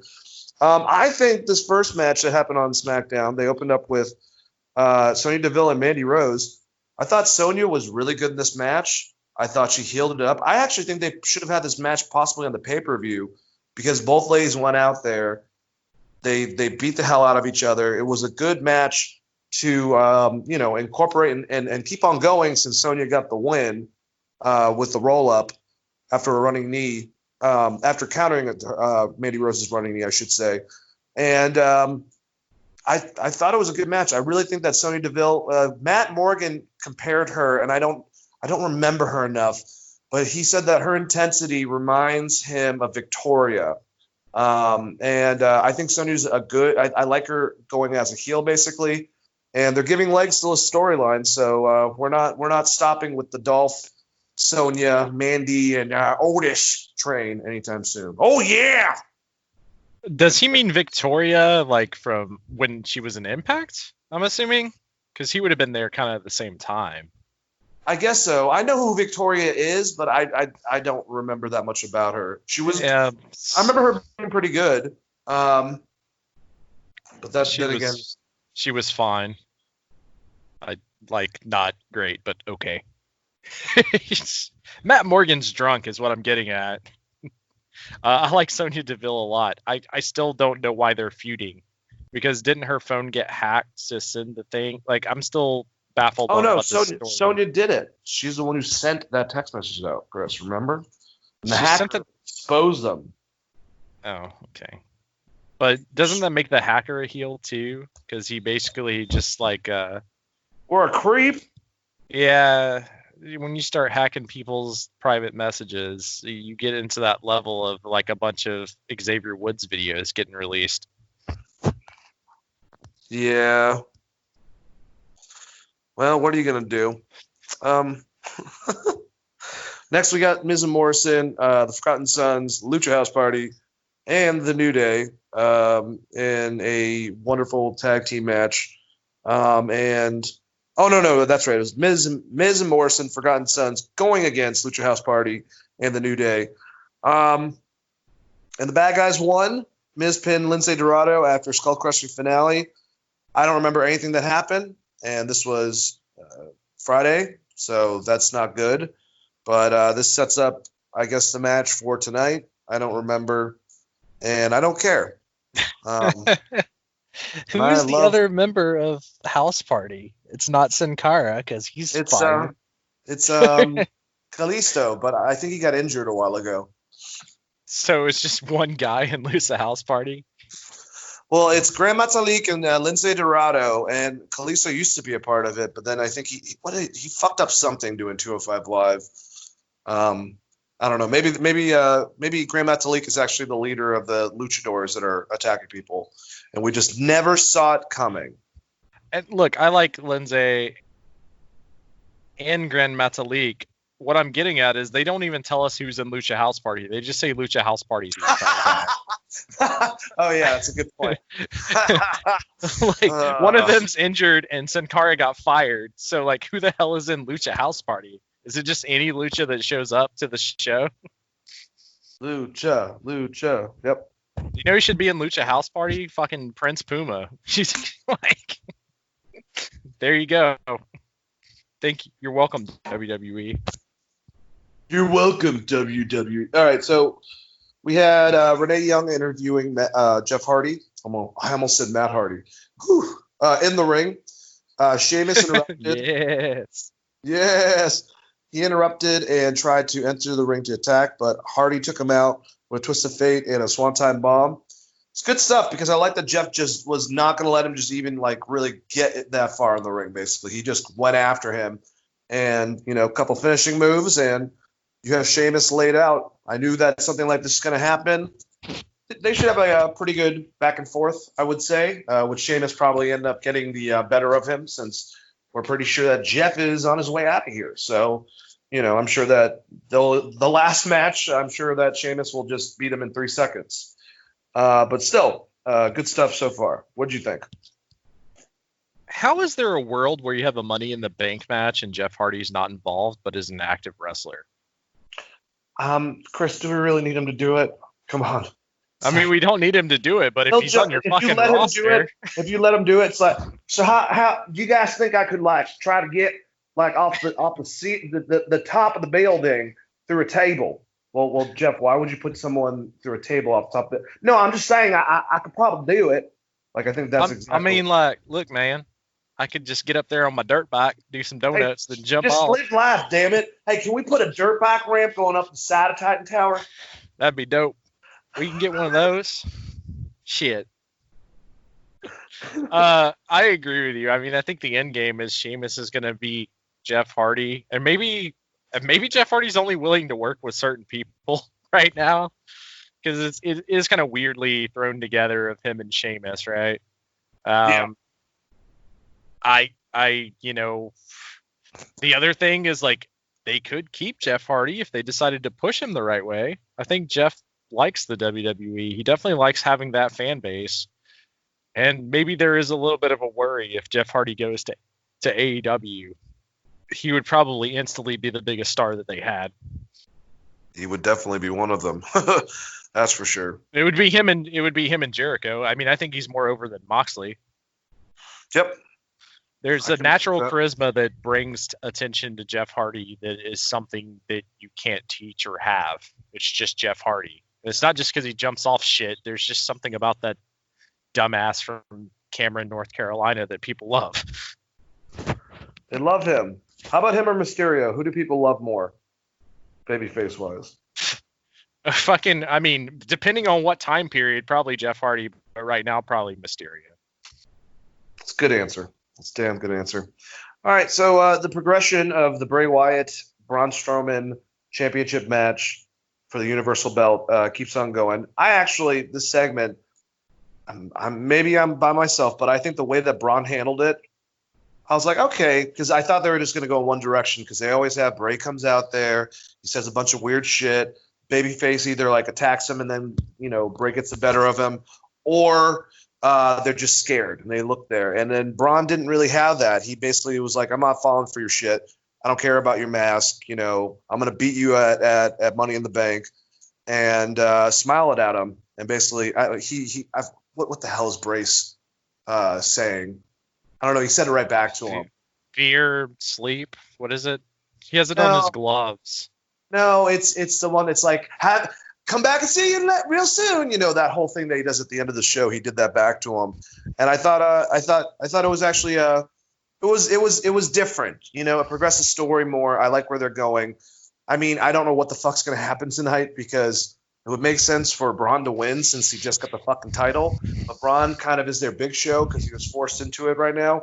And Bray, for some reason, they think that instead of having him as a spectacle star, that he needs to have the fucking title, which I don't understand either. So both of them, either one of them losing is a bad thing for either one of them. So I don't know what's going to happen. We have a bullshit finish. I don't know. Maybe Bray fucking, wins or some shit and then sacrifices Braun and Braun becomes the Fiend and Bray controls them or some shit. I don't know. It's fucking sci-fi movies. I have a little bit of a question for you. What's With that? Bray losing to Goldberg, that took away, for me, that took away kind of the mystique, right? So, he, like you said, he doesn't need the title. But is Braun the guy to put the title on? On SmackDown? I don't know. And then also, who had the best custom belt? Daniel Bryan's wood-made recycled bin. Daniel Bryan's title looked good. And also, what is the hard-on with having a different title belt right now on SmackDown? I don't know. You know what? I never thought that I'd see something worse than the spinner belts, but holy fuck. My lord. The organic belt and the fucking Fiend belt were terrible. The whole point of having the titles, it's supposed to be like $30,000 worth of gold. Right? It's a huge price, like 10 pounds of gold. It's supposed to be a huge deal because it's worth so much value-wise, and it proves that you're the champion. So by having like these guys change the title belt every time they win the title belt, it's kind of ridiculous. Is Michael P.S. Hayes booking this? Didn't he do the rated R spinner belt too? This guy is just obsessed with changing the title. Thinks it gets heel heat or some shit. Yep. Here we go. Yep, that's all. Dude. All right. Tamina, Lacey Evans defeated Sasha Banks and defeated Sasha Banks and Bayley in a tag match. Whatever. I don't know. Tamina pinned Bayley following a Samoan drop. Why not put the fucking belt on Tamina? If you're going to keep Nia and keep on giving her the fucking title, and I'm sorry, even though I don't really remember any type of charisma. No, I won't say that. She had some promos that were online recently from WWE that they never put on the fucking program, and that actually Tamina showed some character, and which was weird. So I was very strange about that for like the last 2 weeks. But not only that, I mean, she's a dominant monster. Just give her the fucking belt. Let people go against. I don't know, man. I don't care about Bayley and fucking Sasha with the belt. I'd rather Sasha and so much better than any of this bullshit. But I'm not going to get that.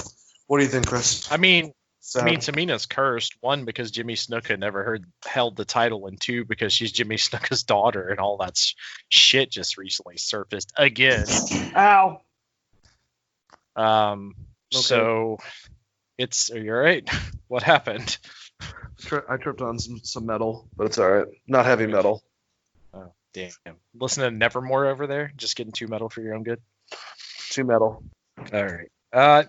Yeah. So the Tamina thing is a bit weird, just because I think the reason they've stopped her push multiple times is that she is related to Jimmy Snuka to some extent. And there's always going to be that dark shadow of like Jimmy Snuka looming, even though they only call her Tamina, but she was Tamina Snuka for a long time in their company.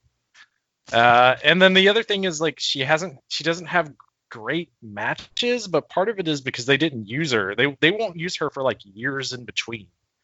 So I think some of that's just ring rust, to be honest. Knowing that she was trained by Snuka and Manny Fernandez and a few other people that are great wrestlers, I don't know. It's weird. What the hell are they even doing with this? The end game is just Sasha versus Bayley. Can we just fucking have it and get it over with? I thought we've gotten over with like 60 times, but seriously, I don't know. I feel like if you with Tamina, I mean, I think she shows as far as being a tank or one of the bigger, monsters to have to fight off of. I think she's a little more agile than her Raw counterpart, Nia Jax, and I forgot what his first name is, but Fatu in MLW. I'm pretty sure he's still the champion. He's another guy that I think is gonna be big. He's Tonga Kid's son, and he's Roman Reigns' nephew or one of his cousins and shit like that. And he's a monster. If they built her similar to how they built him, he doesn't even fucking talk. I'm just this much past fucking Bayley and this whole entire feud that I would actually say just give it to Tamina. I'm going crazy. I'm fucking going nuts, Chris. I mean, I don't think you're going nuts. It's just like, if they're going to have a feud, the title doesn't necessarily need to be there. So you could move it and have Naomi versus Tamina on your weekly show or someone else. I just don't necessarily know that people are going to buy into Tamina as champion when she's taken so many losses the past like 5 years. But what do I know? I mean, there's fans out there of what's that guy's name? Jinder Mahal. So maybe I'm completely wrong. Modern day Maharaja. All right. So our main event was King Corbin, Shinsuke Nakamura, and Cesaro going against Daniel Bryan, Drew Gulak, and Otis. And the heels won. Corbin pinned Gulak after a deep six. After the match, everyone brawled, with Corbin ultimately climbing up the ladder and pulling down the symbolic Money in the Bank briefcase to pose with it. I hope, not only if Baron Corbin fucking wins, I'm going to just bash my head against something. How about he goes over the building? How about Elias all of a sudden shows up, and since he tried to kill Elias kills Baron Corbin and throws him over the fucking thing. I don't care. If Baron Corbin wins, Chris, I riot. I'm rioting. I'm done. I keep forgetting about the fact that they're doing this shit like on top of Titan Towers or whatever. It's so dumb. It's like, it's just, I keep bringing this up every time you bring it up. Is that wrestling video game where you have to like prove that Vince McMahon screwed you and you're just throwing poor construction workers over the top of a building. It's like, who came up with this idea? It's like, let's fight on top of a building. AEW fought on a boat. We're going to fight on top of a building. Like, okay. It's a great idea. All joking aside, don't care. This match wasn't very good, and I will give Baron Corbin a little bit of respect for standing up for wrestling fans this week, a little bit on Twitter. But outside of that, don't care. Still don't want Baron Corbin anywhere near the title picture. All right, let's go over the Money in the Bank that is tonight. Well, we're recording on Sunday, so that's why it's tonight for us. But We got a fatal four-way match for the WWE SmackDown Tag Team Championships that we just talked about.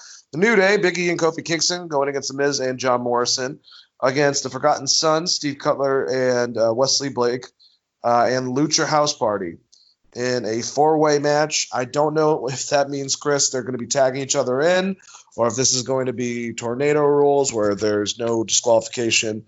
There's really not any of that listed. They'll probably do all of that and never give us the rules.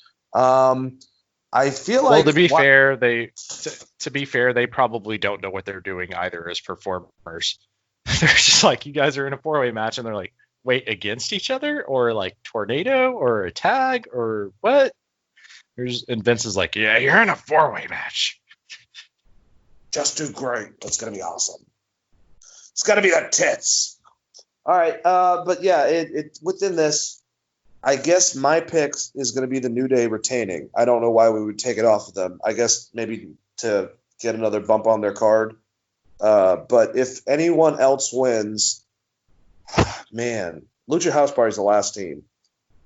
Somehow, I guess they could put it on fucking Cutler and Blake, but it's just so weird that these guys were jobbers in NXT, and they came up, and now they're doing well. But I also could see Miz and Morrison taking it out. But I'm going to go with New Day retaining. Who do you think's going to win? Yeah, New Day retains. I'm on the same page as you. And also, Cutler and Blake, like, really? This is where we're at in the tag division. I know. Wouldn't you rather Jackson Riker with someone? Like have two badass monsters? I don't know. Oh, do you mean that I would prefer Gunner in any situation other than being part of this Aces and Eights ripoff? Yes. Yes, very much so. I think he is the best member of that team, both wrestling and promo-wise, and is the most intriguing part of that they continue to try to push. I don't know, man. They must have some friends. Just say Vince must like it. Still hired. I don't know, but it's not Jackson Riker's fault. He's pretty good. He is good, man. You put him with someone else that's like a badass like that, it would be a fucking awesome tag team. I saw him and Colt Cabana have an NWA title match when he was Gunner in 2012 at a little shitty bingo hall, or gymnasium, I should say. And it was fucking incredible. The guy's a great wrestler, good promo, obviously the best part of that group. I don't know why they're still pushing them. The biker thing is over. Sons of Anarchy's not even still on the air. Why are we doing this? All right. This one will be. This will make it much more pleasant. The WWE SmackDown Women's Championship match. We got Bayley the champ going against Tamina. We just talked about this. I'm going Bayley, even though if they give it to Tamina, it will be something different. But I guess just keep it on Bayley. Probably with Sasha interfering, and Lacey Evans will come out, but she'll still win. Something like that. What do you think? I don't care because none of the fans care about this match either. But there you go. Put it on Tamina.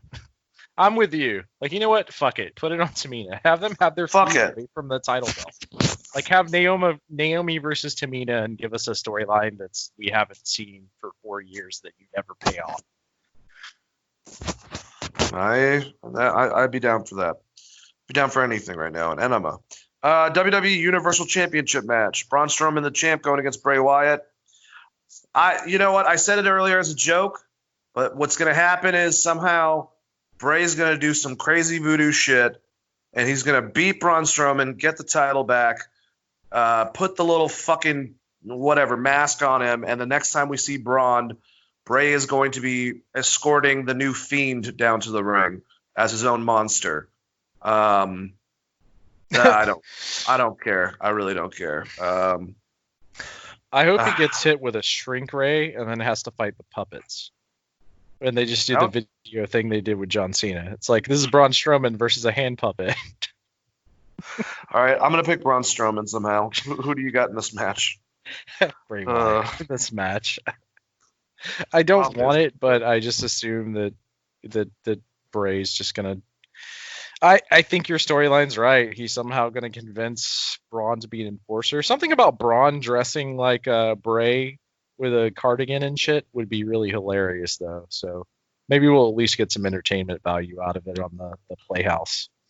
Well, I'm just saying. I mean, this was supposed to be a joke, but Bray's really good on the mic. You said it. Kevin Sullivan-esque concept. You know that weird guy, but he's not the greatest in the ring.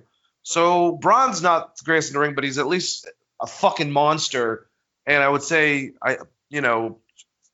it's whatever. But if you have like Bray as like he's the guy that presents the Fiend, and now all of a sudden it's Braun Strowman, and he like gives him the belt to defend, even though it's defend. I don't know. You could fucking do something.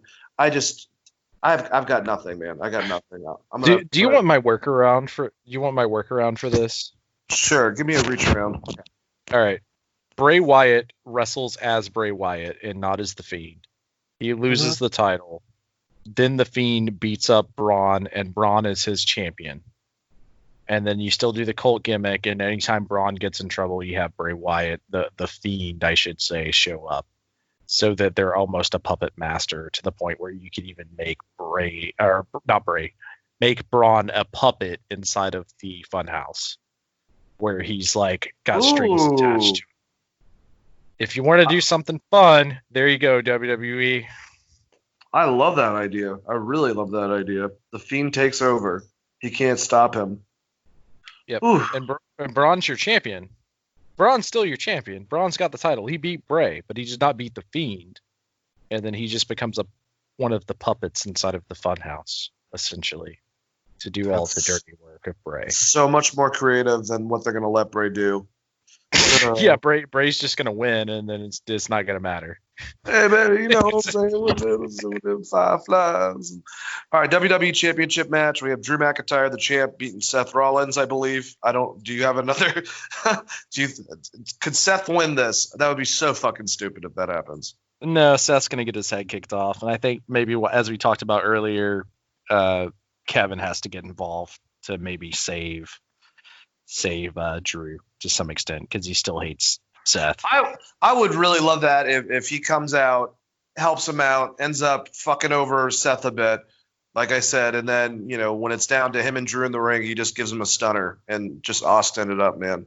I would love that. That would be great. Yeah, I think that's the way to go. We'll see if it happens. But either way, Drew's walking out with the title. All right, so this last thing is already... Oh, sorry. What were you going to say, Chris? I was going to say Kevin Owens has to be his next challenger, because you're not going to go straight to the Money in the Bank winner right away. So it's got to be Kevin Owens. They don't have anyone else for Drew. That sucks. And not only that, they might not even have a Raw Money in the Bank winner. So they might even have that set up. Yep. I mean, the only other option for Drew is AJ. And I guess... But that's only if AJ decides to cash in immediately. I mean, I guess he could tease it for weeks and weeks and weeks and weeks and then finally cash in. But that's not right over here. I'm gonna tease you. From Gainesville, Georgia. Hey man, you ever been to El Sombrero on Monday Mill Road? I'm from Gainesville, Georgia. All right, so these have been pre-recorded. They're already done. They're already shot, put in the bag. They're going to be Die Hard on crack cocaine mixed with Scary Movie. But the Money in the Bank match, starting at the same time, the men and the women will be released at the bottom floor of Titan Tower to get to the top, to fight, to get to the roof, to climb up a ladder and get the briefcase. And someone's going off that motherfucking roof. I don't know who's going off the roof, but something's going to happen. But we'll get into the list of people involved. The women, you got Carmella, Shayna Baszler, Nia Jax, Asuka, Dana Brooke, Lacey Evans. Shayna and Lacey both make a lot of sense. I love Asuka, but I'm going to go with Shayna Baszler. Who do you got for the women? Shayna. I agree with you. I think it's got to be Shayna. All right, so for the men's, we have Daniel Bryan, King Corbin, Otis, Aleister Black, AJ Styles, Rey Mysterio. God damn it. Let me just say, if they just had a normal match, that lineup would be a lot of fun to fucking watch in a normal Money in the Bank match. But anyways, if King Corbin wins, I'm going to be pissed. I used to say Aleister Black. Now I'm kind of headed towards AJ Styles. But somehow Otis kind of is on that radar. I'm going to keep on going with who I said. Aleister Black gets the briefcase. AJ starts going right after Drew McIntyre, maybe attacks him, so he'll just cut in line or some shit because he's got credibility, whatever. Who do you think is going to win for the men's? I think AJ is going to kind of win since they're starting to build a feud with him and Alistair. Anyways, AJ will find a sneaky way to win. And the only thing I hope for this is when they're fighting up this building, there needs to definitely be a scene where Otis runs through a wall and goes, "Oh yeah!" Oh my God, I hope so. Which would be the absolute best. And now the questions within this whole entire stupid thing: will anyone be pulling a diehard going in a air vent with anyone trying to give them signals of how to get there? Carl Winslow. Fucking Carl Winslow from Family Matters is down there just on a walkie-talkie. That's one of my questions. Do you think that could happen? Do we have a diehard style in that whole thing going on? Will R-Truth randomly come out somehow, somewhere, and will Mr. McMahon at his office be involved in any way? I hope that someone gets slammed into that giant Tyrannosaurus Rex skull that's in Vince McMahon's office. That'd be awesome. Paid like $2 million for or whatever. That'd be awesome. There's certain kinds of people that buy Tyrannosaurus Rex skulls. One is Vince McMahon and the other one is Nicolas Cage. So that kind of shows you where those two mindsets are at. I have no idea. Just who's falling off the building is the better question. Is it AJ? Is AJ falling off the building? He's going to die twice. He's like a cat with 9 lives. He would have to change after that if he were to be thrown off the building. Yeah. He comes back as the fallen angel. Christopher Daniels calls him. He's like, "Hey, man, that's my gimmick." He's like, "Yeah, but did you ever fall up Titan Towers? I don't think so." Well, whoever wins, it should be something to watch. I don't really know what to say else besides that, but something to watch. I mean, yeah, Daniel Bryan's going to fall off a lot of shit and possibly kill himself, so that'll be entertaining. Yeah. Oh man, this is going to be weird. Anyways, they really needed Kevin Owens or Sami Zayn in this match because now I just think that Bryan's taking all those bumps. Oh, I hope not. That really scares me. Well, I think that's a show, man. I think we're done. Yeah, we got a lot of stuff for you guys done. We got a lot of reviews. We got our predictions up. We'll have the show up and out for you guys to listen to soon. And I hope that you enjoyed, your listening experience with me and Chris. Chris, do you have anything to plug or anything else going on? Nothing to plug this weekend. If you guys want to talk to me, you can hit me at Chris R. Patton on Twitter. And everyone have a happy Mother's Day. Any mothers out there listening, appreciate you so much. And happy Mother's Day, everyone. And have a great weekend. Enjoy what this Money in the Bank is going to be. It's going to be weird, but definitely try to enjoy it. And if it really sucks, drink a lot more. Maybe it'll get better. That's been my love life forever. Anyways, if you guys want to contact me on Facebook, just look me up on Dane Alves, and it's Dane S. Alves 42. No, Dane Alves 42, not Dane S. Alves. That's my ID. Dane Alves 42 on Twitter. So hit me up and let me know what you guys think of the episode and any suggestions, conversations, what have you. Geek Vibes Nation is our website. Go to Geek Vibes Nation for stuff involving with news for comic books, movies, video games, wrestling. We do a lot of different articles for that stuff. We also have links for our Instagram, our Twitter, our Facebook at Geek Vibes Nation. Join Geek Vibes Nation, join the conversation, and you can find all of our audio on pretty much any platform, whether it be YouTube. You can find us on Spotify. You can find us on SoundCloud. You can find us on iTunes. Just search Wrestling Geeks Alliance. To our past listeners, thank you so much. To our new listeners, hope you enjoyed. I hope to have you back next week. We do this show usually. We try to get an episode out or record it, I should say, on Thursdays and then on Saturdays. So enjoy the future episodes. And like Chris says, happy Mother's Day to all of our moms out there. You guys kick ass. Love all of you. Have a good weekend. Have a good next week. Be safe out there. And let the Geek Vibes be with you. Peace out, guys. Ray! Do the hammerlock. I do the hammerlock. Ray! Do the hammerlock, you turkey necks. Yeah, do the hammerlock. I do the hammerlock. Everybody's doing it. Ray! Do the eye gouge. Yeah, do the eye gouge. Ray! Do the eye gouge, you turkey necks. Yeah, do the eye gouge. I do the eye gouge. Everybody's doing it.